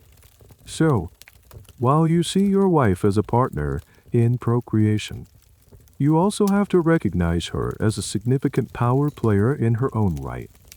Her opinion matters. Her management of your shared estate is crucial to your own social standing. Her reputation is intertwined with yours. This created a relationship between men and women that was less about romance and more about a partnership between two fiercely independent, powerful equals, both bound by the same rigid code of honor and duty to the state. Your wife is not a delicate flower to be sheltered. She is a pillar of the state, as essential to its survival as you are. She is the immovable foundation upon which the entire military-political structure is built. While you are away training or fighting, she is at home, minding the store, and ensuring that the next generation of warriors and the values they carry will be ready when their time comes. It is a strange and unique form of gender equality, born not of a belief in individual rights, but of pure, hard-headed pragmatism. Given this world of rigid duty, emotional suppression, and transactional relationships, you might wonder if there is any room at all for what we would call romance. The answer is complicated. If by romance you mean grand gestures, poetic declarations of love, and a focus on emotional fulfillment, then the answer is a resounding no. Such things would have been seen as frivolous, self-indulgent, and dangerously distracting. But if you look closely, you can see glimpses of a different kind of affection, a uniquely Spartan version of romance that was expressed through shared values and subtle, coded actions rather than words. Consider the act of gift-giving between a husband and wife. An Athenian man might give his wife jewelry or fine perfumes. For you, a Spartan, such a gift would be unthinkable, a sign of decadent foreign influence. Instead, a meaningful gift might be a finely bred hunting dog, a testament to her strengthened connection to the Spartan love of the chase. Or perhaps you would bring her a particularly impressive boar you had killed, a direct display of your prowess and ability to provide. These are not sentimental gifts, but they are gifts of respect. They acknowledge her role and her values within Spartan society. The very act of you, a grown man, risking shame and punishment by sneaking out of your barracks to visit her, could be seen as a romantic act in its own context. It's a small rebellion against the overwhelming demands of the male collective, a quiet acknowledgement that this bond matters enough to break the rules for. The secrecy itself, while designed to suppress attachment, might have perversely heightened the significance of these brief encounters. Humor was another avenue for this awkward form of affection. Spartan women were known for their sharp, laconic wit, often directed at their own men. A wife might publicly tease her husband about his performance in an athletic contest, or make a dry comment about his seriousness. This was the sign of disrespect. It was a form of sparring between equals. In a society that forbid tender words, this biting banter could serve as a substitute, a way of interacting and showing familiarity without crossing the line into sentimentality. It was a love language built on insults and shared toughness. This is a point that is still much debated by historians. Are we projecting our own desire to find love onto a culture that may have had no real concept of it in the marital sphere? Or are we right to see these subtle cues as evidence of genuine, if suppressed, affection? Scholars who take the first view argue that we are romanticizing a brutal system. They believe the relationships were purely functional and that trying to find love in them is a fool's errand. Others argue that human beings are always human beings, and that even in the most rigid systems, people will find ways to form emotional bonds. The truth is probably that it varied enormously from one couple to another. Some marriages were likely cold, loveless contracts. Others may have been partnerships of deep, unspoken respect and affection. A very strange and telling custom that hints at this awkwardness is the Spartan wedding feast, or rather, the lack thereof. There was one, but there was a ritual meal that the bride sponsored. The woman who prepared her for the wedding night would host. It was a formal dinner party where the bride would sit, but not eat. She would just be present. The purpose, it seems, was to formally and soberly introduce her into a new social circle. It's a stark contrast to the joyous, drunken feasts of other Greek weddings. The most important moment of her new life was marked by silent, abstinent observation. So, is there romance in your life? Perhaps not as you might imagine it. Your romantic life is not found in private whispers or shared dreams. It is found in the shared pride of watching your son excel in the Agoge.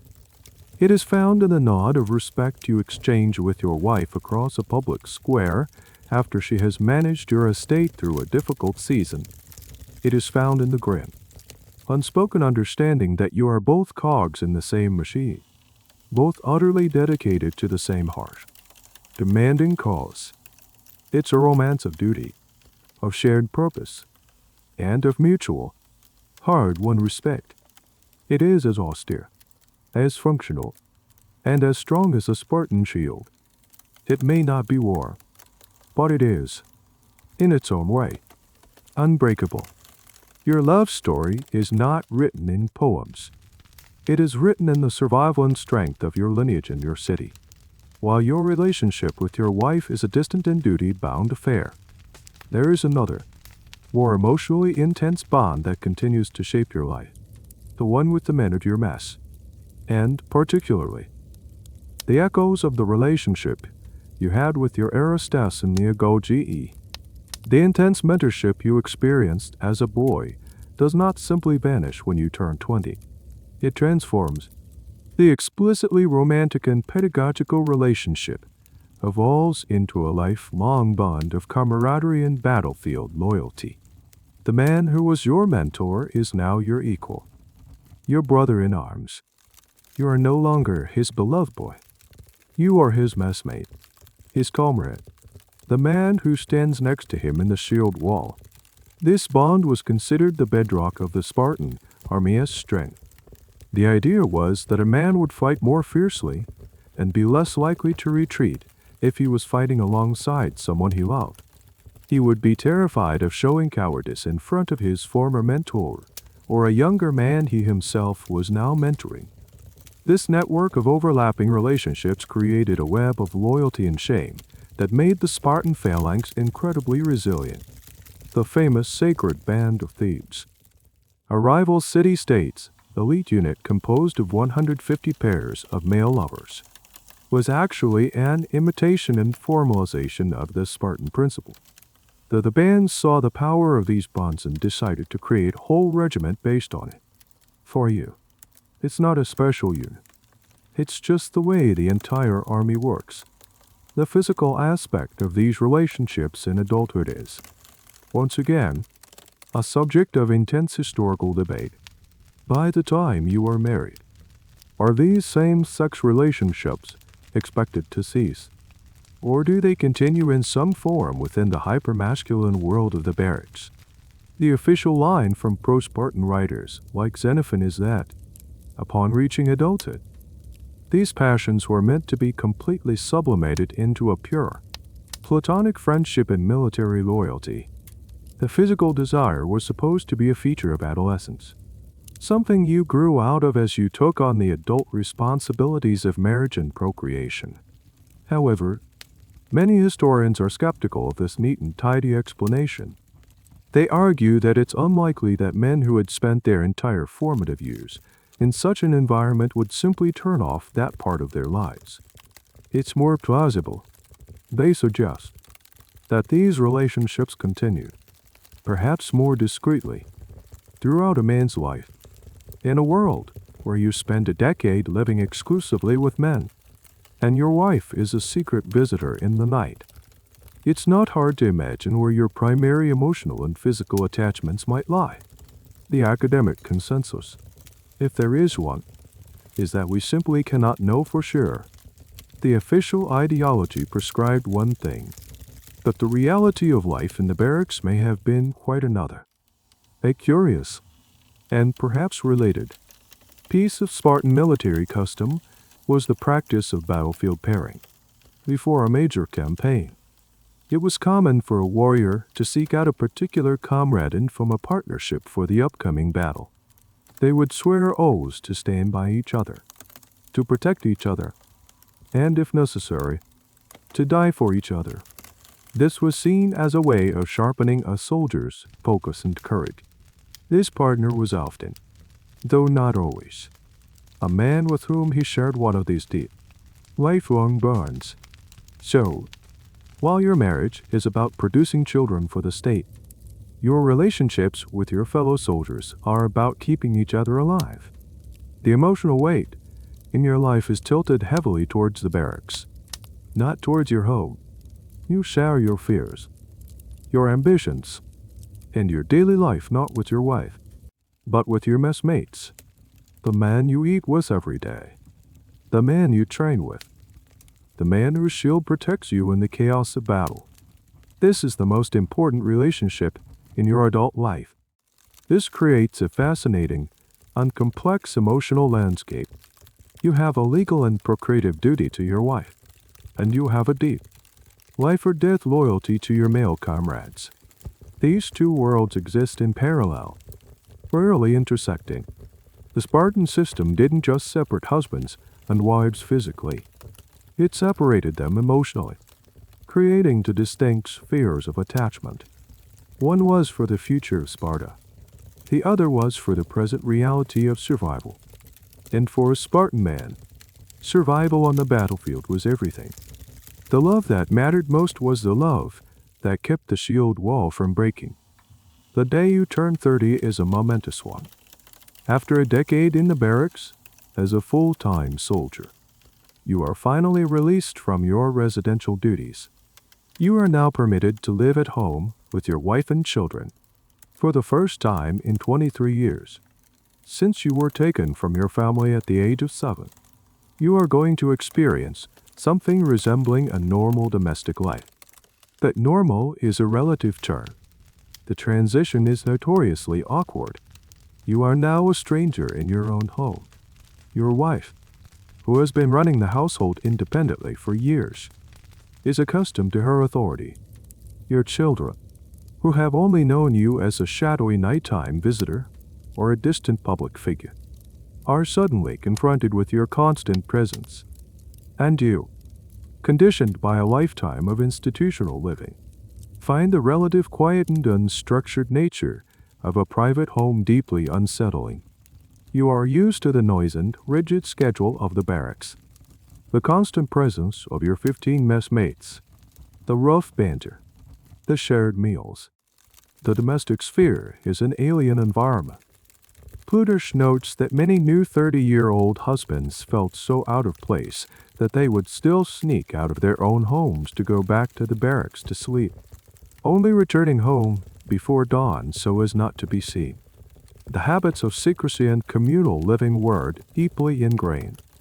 Even though you now live at home, you are not excused from your military duties. You are still required to eat your main evening meal every single day with your SYS sit-in. So your daily routine involves leaving your home to train and conduct your affairs, and then joining your messmates for dinner, only returning to your family late in the evening.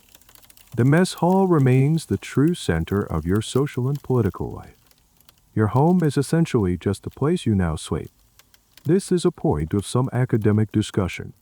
Was this transition really so jarring for everyone?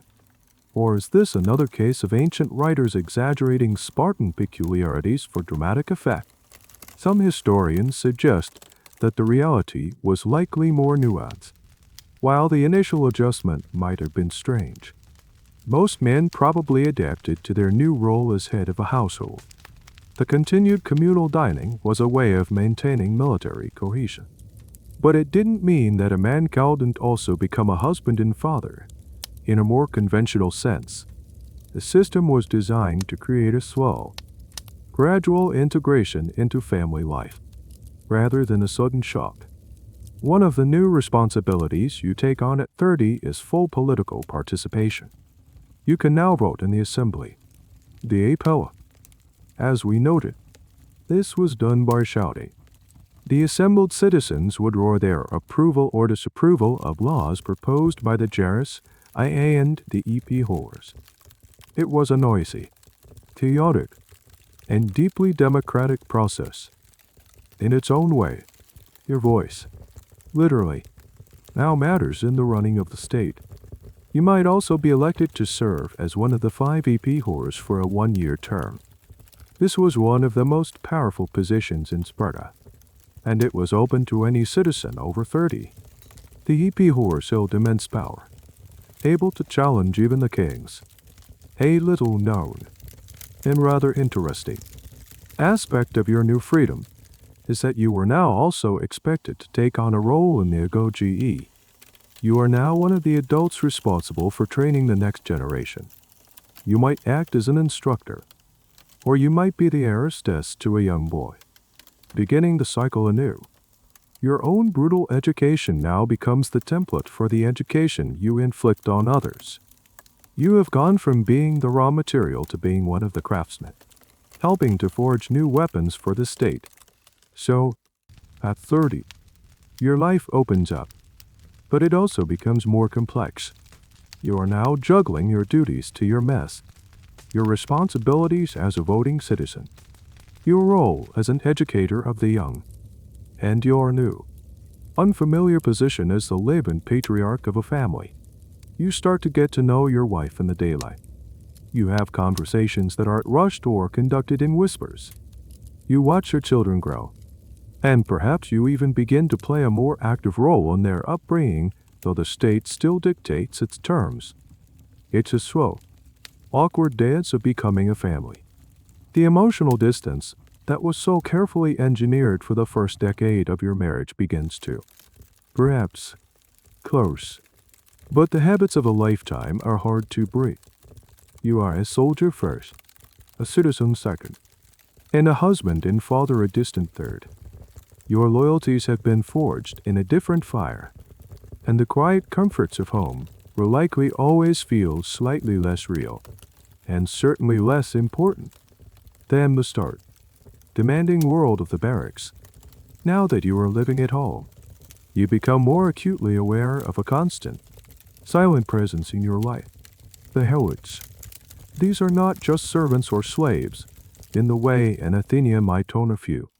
The helots are an entire population, a nation of fellow Greeks, subjugated, unknown collectively by the Spartan state. Your Kale Eros, the land that provides your food and funds your citizenship, is worthless without them. Your entire existence as a member of the elite warrior class is built upon their labor and their oppression. You do not own your helots personally. They are assigned to your land by the state. You cannot sell them or put them to death at will, at least, not without the state sanction. As in the case of the Cryptia, they are allowed to have families and live in their own communities on the land they work. In return for their labor, they are required to give you, the Spartan landholder, a fixed portion of the harvest each year, Plutarch says it was 70 dim-noi of barley for the man and 12 for his wife, plus a set amount of wine and fruit, whatever they produced above this quota. They were allowed to keep for themselves. This system, which seems slightly more humane than chattel slavery, was actually a source of great anxiety for you and your fellow Spartans, because the Helots had their own communities, their own culture, and a shared sense of identity. They were a constant, simmering threat. They outnumbered the Spartan citizens by a huge margin. Some ancient estimates claim by as much as 7 to 1. The fear of a massive Helot uprising was the central, defining obsession of Spartan politics and culture. Everything we have discussed, the brutal Agoge, the full-time military service, the cryptia, the obsession with discipline, was designed with one primary goal in mind: to control the Helot population. You are not just a soldier trained to fight foreign enemies. You are a permanent prison guard, living in constant fear of the prisoners. The relationship between a Spartan and the Helots on his land is a subject of historical debate. The official Spartan attitude was one of contempt and ritualized humiliation. There are stories of Spartans forcing Helots to get drunk and perform degrading dances in their mess halls to teach their own children the evils of intoxication. Every year, the EP whores would ritually declare war on the Helots, a practice we've mentioned, which legally sanctioned violence against them. But was the day-to-day reality on your farm always one of brutal oppression? Some historians suggest that a pragmatic, working relationship must have existed. You depended on your Helots for your survival. If you treated them too cruelly, they might sabotage the harvest, damaging their own livelihood, but also potentially causing you to default on your mess contribution and lose your citizenship. It is likely that, away from the public rituals of humiliation, individual Spartans developed more complex, if unequal, relationships with the Helot families who worked their land. It was a relationship of mutual dependence, overshadowed by deep-seated fear and resentment. A very strange and revealing detail about the Helots is their role in warfare. While you were trained your whole life for battle, when Sparta went to war, Helots were often taken along as aides and skirmishers. In some cases, they were even armed and promised their freedom in exchange for valiant service. This created a bizarre paradox. The very people you spent your life training to suppress were sometimes called upon to fight alongside you to defend Sparta. And what happened to the Helots who earned their freedom? They became neo-domodes, or new citizens, a kind of second-class citizen, free but not equal to the peers. This shows that the rigid Spartan system had to, at times, bend in the face of military necessity. Your life is a stark contrast to theirs. You spend your days in athletic and military training. They spend their days in back-breaking agricultural labor. You are forbidden from engaging in any form of commerce or craft. They are the ones who produce everything the society needs. You live in constant fear of them, and they live in constant terror of you. This vast, invisible workforce is the dirty secret behind the gleaming image of Spartan discipline and freedom. Your freedom from the need to work is bought with their servitude. Your city's stability is maintained by their terror. As you walk through the fields of your own estate, watching the Helots toil under the hot sun, you are reminded of the fragile foundations upon which your entire world is built. You are the master, but you are also a captive, trapped in a system that demands eternal vigilance and cruelty to sustain itself. Your relationship with money is, like everything else in your life, stringent, dictated by the state. You live on the produce of your land, but for any small transactions, you use the most impractical and bizarre currency in the ancient world: iron rods. According to the legend recounted by Plutarch, the Log-Avrili Kyrgyz intentionally created this currency to stamp out luxury and greed. The iron was heavy, brittle, and had been treated with vinegar to make it worthless as scrap metal. A small amount of money was so large and cumbersome that it would require a cart and a team of oxen to transport. The goal was to make the accumulation of wealth physically impossible and absurd. You couldn't hide your riches. You couldn't easily spend them. And no foreign merchant would ever accept them. This forced Sparta into a state of economic isolation, while Athens was becoming a bustling hub of international trade, its markets filled with exotic goods from across the Mediterranean. Sparta remained an austere, closed society. You wear the same simple crimson cloak your whole life. You eat the same bland food in your mess hall. Your home is functional, not decorative. The pursuit of wealth, which drove so much of life in other Greek cities, was seen as a corrupting influence, a disease that Sparta had inoculated itself against. This created a society that was, in theory, completely equal. Every citizen had his kale arrows, his plot of land, and in theory, no one was richer than anyone else. This is why you were called the homo ioi, the similar res or peers. You were all meant to be economically and socially equal. However, historians have long debated how true this idealized picture really was. Was Sparta truly a society without wealth disparity? The evidence suggests that the reality was far more complex. While the official currency was iron rods, there is strong evidence that Spartans, especially the elite, secretly accumulated gold and silver, the currencies of the outside world. They would hoard it, either illegally within Sparta or by depositing it in friendly neighboring states. This created a black market of wealth that directly contradicted the official ideology.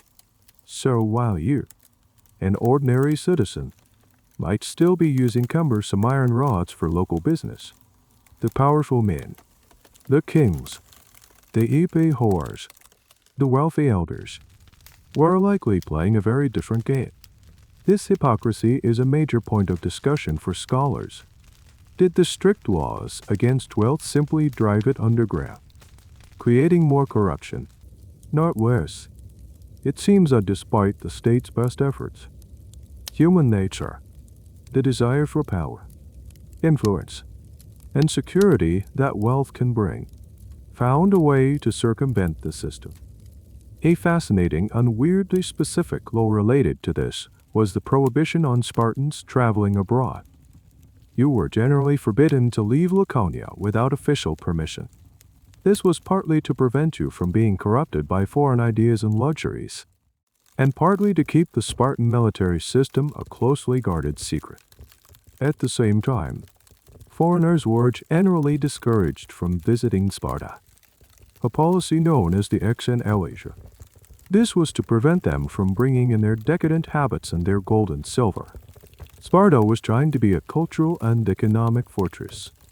Your economic life is, therefore, remarkably simple on the surface and deeply complicated underneath. You don't have a job. You don't earn a salary. Your economic work is to manage your estate and ensure it produces your quota for the mess hall. Any surplus, the hell its produce, might give you a small buffer. But it doesn't make you rich in a way an Athenian merchant would understand. Your value is not measured by your wealth, but by your honor time, your reputation for courage, discipline, and obedience is your true currency. This is the capital you accumulate through your actions in the Agoge, on the battlefield, and in the assembly. This focus on honor over money is what made the Spartans so alien to their contemporaries. They were playing a different game with a different scoreboard. But as time went on, the system began to crack. Land, which was supposed to be inalienable, started to be concentrated in the hands of a few wealthy families through dowries, inheritances, and shady deals. More and more citizens lost their land, failed to make their mass contributions, and lost their citizenship. The ideal of a society of peers slowly eroded.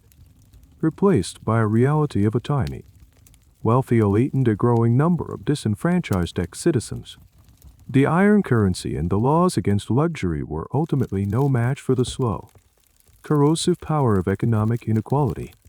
Your world, built on the ideal of austere equality, was slowly being undone from within. The years roll on. You have served in countless campaigns. Your body is scarred. Your hair is now flecked with gray. You have seen your sons enter the Agoge, just as you did. And you have perhaps even seen their sons do the same. When you reach the age of 60, your life changes once again. You are now officially retired from military service. You will no longer be called upon to march out with the army. You have served your time in the phalanx. But retirement in Sparta does not mean a life of quiet leisure. A Spartan's duty to the state ends only with death.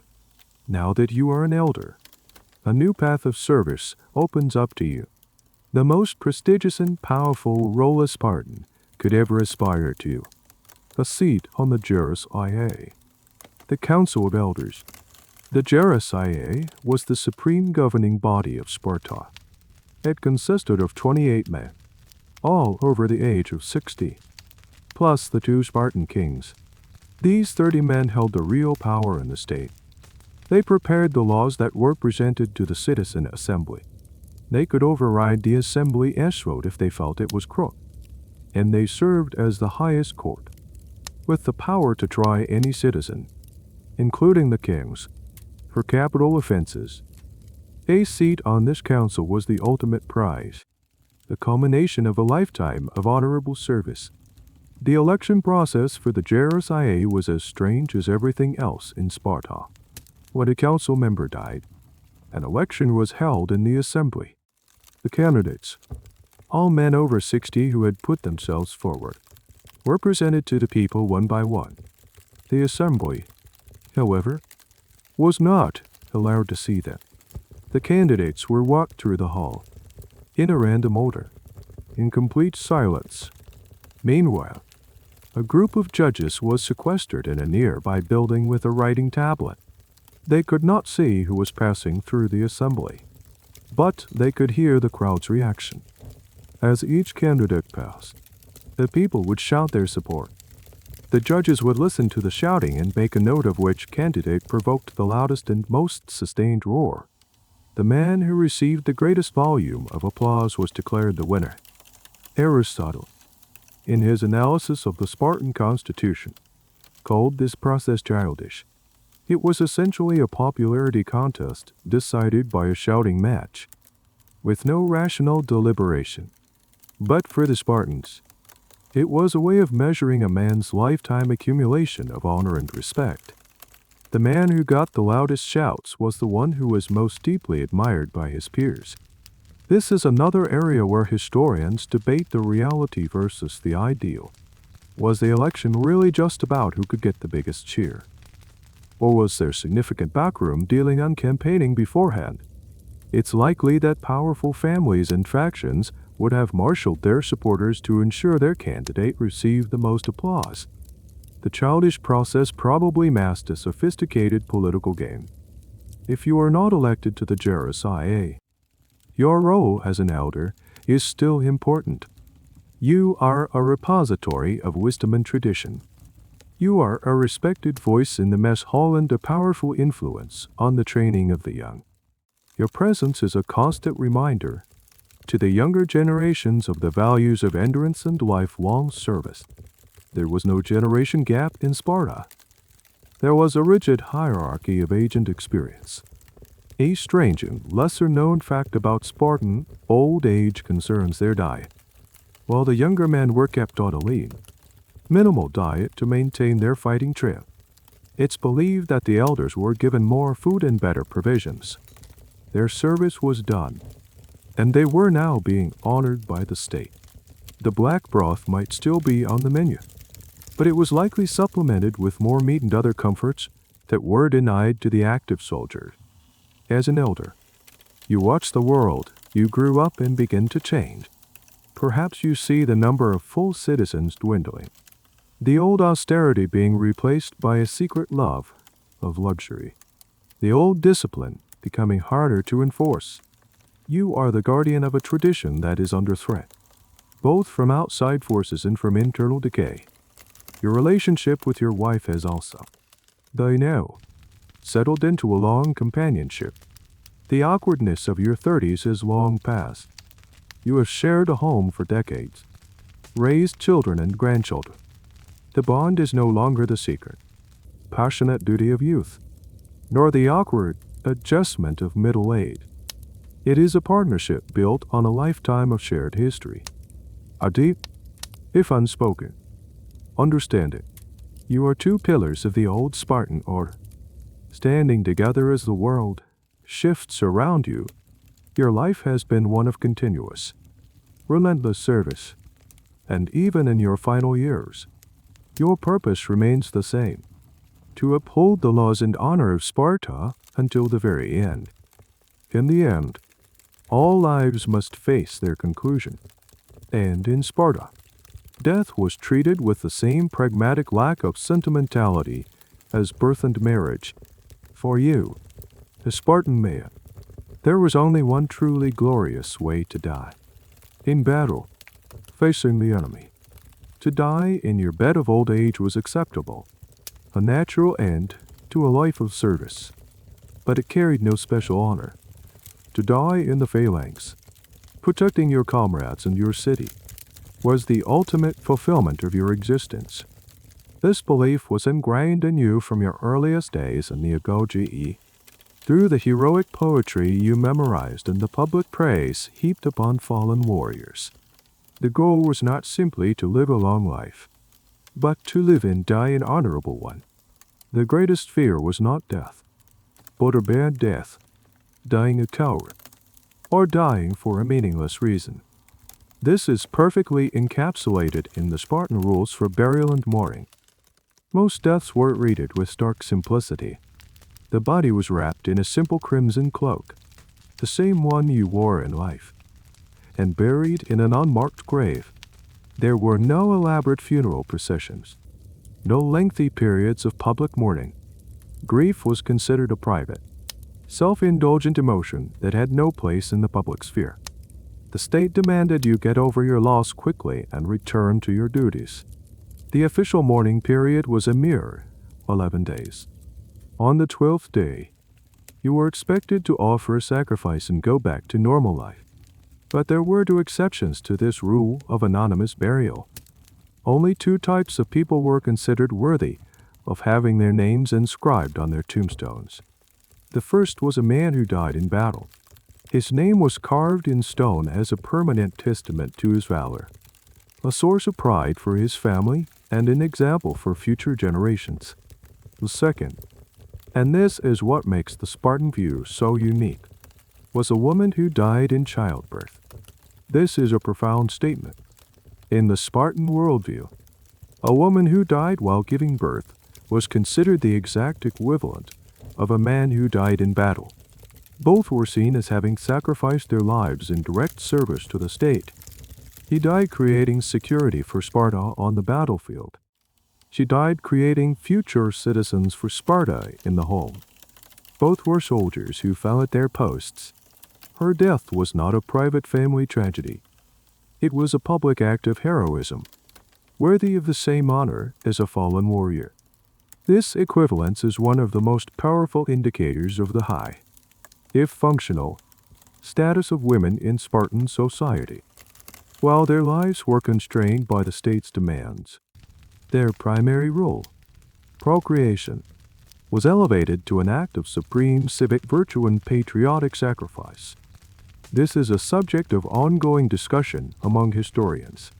Was this honor given to any woman who died in childbirth? Or, as some scholars have argued, was it reserved for women who died while giving birth to a healthy child who survived? Or perhaps only a male child? The ancient sources are not specific on this point. If the honor was contingent on the outcome, it adds another layer of brutal, results-oriented logic to the system.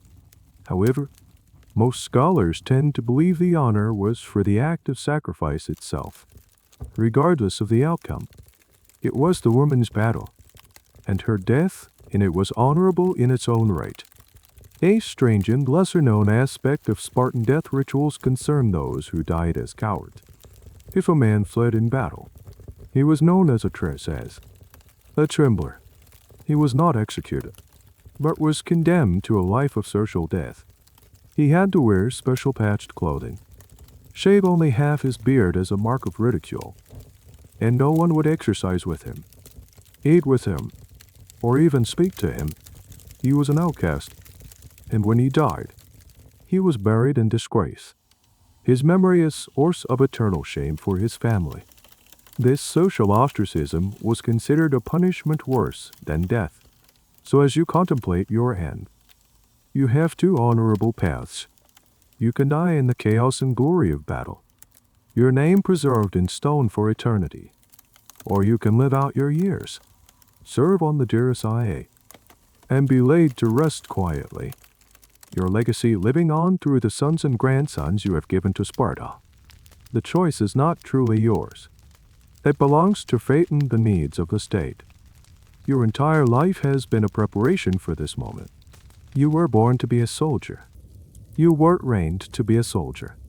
You lived as a soldier, and you are expected to die as a soldier. Whether that death comes in the fury of combat or in the quiet of old age, it is simply the final act in a life dedicated wholly to the harsh, demanding, and unwavering service of Sparta. You are now an old man, perhaps one of the revered elders of the Jerusalem. From this vantage point, you begin to see the cracks forming in the perfect, rigid structure of your society. The system that made Sparta the most feared military power in Greece for centuries was, you realize, incredibly brittle. The most glaring problem is one of simple demographics. The Spartan system was so exclusive, so demanding, and so ruthless in its selection process that the number of full citizens, the homo iui, was constantly shrinking. The constant warfare took its toll, with every battle bleeding the citizen body of men who could not be easily replaced. The practice of rejecting infants, while intended to maintain quality, further limited the population base. The loss of citizenship due to failing mess contributions, as land became concentrated in fewer hands, also chipped away at your numbers. You look around the assembly and see fewer and fewer faces. The mighty Spartan army, which once could field thousands of elite hoplites, can now barely muster 1,000. This demographic decline was a slow-motion catastrophe, a fatal flaw baked into the very design of your society. The system's rigidity was another critical weakness. The Agoge was designed to produce one specific type of person, the heavily armed hoplite, perfect for fighting in a phalanx. But as the nature of warfare in the Greek world began to change, with more emphasis on light infantry, cavalry, and naval power, Sparta struggled to adapt. Your education had not taught you to be innovative or flexible. It had taught you to be an obedient master of one specific craft. When that craft became less relevant, you had no alternative. Your economic system, built on the labor of the oppressed helots and a contempt for commerce, also left you vulnerable. While other states like Athens and Thebes were funding their armies with the profits of trade and tribute from vast empires, your wealth was tied to the land, and your land was worked by a resentful population that was a constant security threat. You had no real treasury to speak of, making it difficult to fund long campaigns or hire mercenaries. A growing trend in Greek warfare. This is a point of significant academic debate. What was the ultimate cause of Sparta's decline? Was it the demographic death spiral, as Aristotle and other ancients argued? Was it a failure to adapt militarily and politically to a changing world? Or was it, as some scholars suggest, a moral and social decay from within? This latter theory points to the growing inequality, the secret accumulation of wealth, and the hypocrisy of an elite who preached austerity while living in luxury. The system's core values were being eroded by the very people sworn to uphold them. A strange, and perhaps stilling, detail from this period of decline is the story of King Pausanias. After the great victory over the Persians, he began to adopt luxurious dress and manners of a Persian monarch. He grew arrogant and was even accused of intriguing with the Helots, promising them freedom in exchange for their support in a coup. He was eventually starved to death after taking refuge in a temple. This story, whether entirely true or not, illustrates the deep Spartan fear of foreign corruption and the internal tensions that were pulling the state apart. From your perspective as an elder, you see the signs of decay everywhere. The young men don't seem as tough as they were in your day. The old discipline feels more like a performance than a deeply held conviction. The gap between the very rich and the landless inferiors grows wider, making a mockery of your name. The similar as you dedicated your entire life to the system. You endured the Agoge. You lived in the barracks. You fought the wars. You performed your duties. You sacrificed personal freedom, love, and comfort for the greater good of the state. And now, in your twilight years, you are forced to watch as that state, which you believe to be eternal and invincible, begins to crumble under the weight of its own inflexibility. The world outside Sparta is changing, but Sparta cannot. It is a perfect, brutal, beautiful machine designed for a world that no longer exists. Your way of life, your entire understanding of marriage, family, and duty is becoming a relic. You are a living fossil, a testament to a grand, failed experiment in creating the perfect society. The sun is setting on the plains of Laconia, and on the strange, harsh world you call home. Your journey is now complete. You have been born, inspected, educated, married, and have served. You have lived a life that is almost incomprehensible to anyone outside your narrow, rigid world. And now, you fade into history. But the idea of you, the Spartan, does not. It becomes a legend, a myth that will echo through the ages, endlessly fascinating, endlessly misunderstood, long after your city has crumbled into just another dusty ruin. The story of Sparta will be told and retold. Future civilizations, from the Romans to the founders of Western democracies, will look back at you with a mixture of awe and revulsion. They will admire your discipline, your courage, your self-sacrifice. They will see in you a model of civic virtue, a society that placed the public good above all private desires. The phrase Spartan will become a shorthand for austerity, toughness, and laconic wit, but in their admiration, they will often create a sanitized, romanticized version of you. They will conveniently forget the foundation of your society, the brutal oppression of the Helots. They will gloss over the chilling eugenics, the institutionalized cruelty of the Agoge, and the state's absolute control over every aspect of your personal life. They will celebrate the warrior combing his hair before battle, but forget the terrified boy being whipped at the altar of Artemis. The bizarre realities of your family life, which we have explored tonight, will be a particular source of fascination and misinterpretation. Your marriage by capture will be seen as either a sign of primitive savagery or a romantic act of masculine force. The practice of wife sharing will be sensationalized, stripped of its pragmatic, eugenic context and viewed through the lens of modern morality. Your detached, duty-based relationships will be held up as either an ideal of selfless patriotism or a nightmare of emotional sterility. This is a central, ongoing debate in the study of history. How do we understand a society whose values are so radically different from our own? Do we judge you by our standards, condemning your practices as cruel and inhumane? Or do we try to understand you on your own terms, to see the world through your eyes? No matter how alien that view might be, there is no easy answer. The historian's task is to try to do both, to describe the reality of your life as accurately as possible, while also acknowledging the moral questions it raises for us today. A final, peculiar legacy of your society is its influence on political philosophy. Thinkers from Plato to Rousseau were captivated by the idea of Sparta. They saw in your system a blueprint for a perfectly ordered state, where the individual is completely subordinate to the collective will. They were drawn to the idea of an education system that could mold citizens into a specific, desired form. Your life became a thought experiment, a case study in the eternal debate between individual liberty and state control.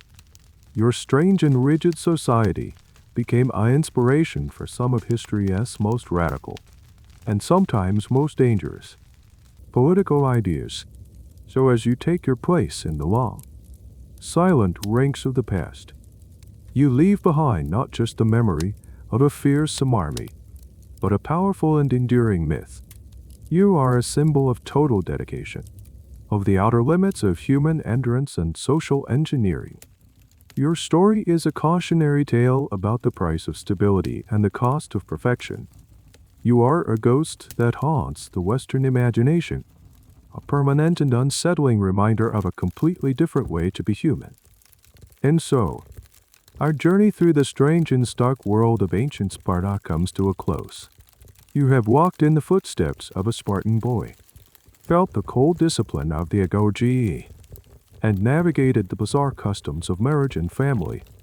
You have seen how society, in its obsessive quest for strength and order, can redefine the very meaning of love, duty, and life itself. The world you experienced was one of harsh light and deep shadow, a place of extraordinary courage and profound cruelty. It was a world built on a foundation of sacrifice, where every private moment was bent to the will of the state. Now, let the echoes of that world begin to fade. Let the sharp commands of the instructors and the rhythmic chant of the war hymn soften into a distant murmur.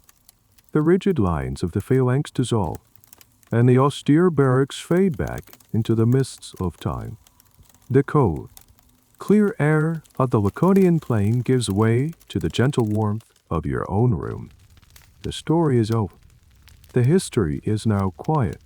Your mind, which has traveled so far, can now come to rest. Let go of the discipline, the struggle, the strange and demanding duties. There is nothing more required of you tonight. There are no more tests to pass, no more expectations to meet. There is only the stillness of the night, the soft hum of the air around you, and the gentle pull of sleep. Allow yourself to drift, to float away from the shores of the past, onto the quiet, peaceful waters of your own dreams. Good night.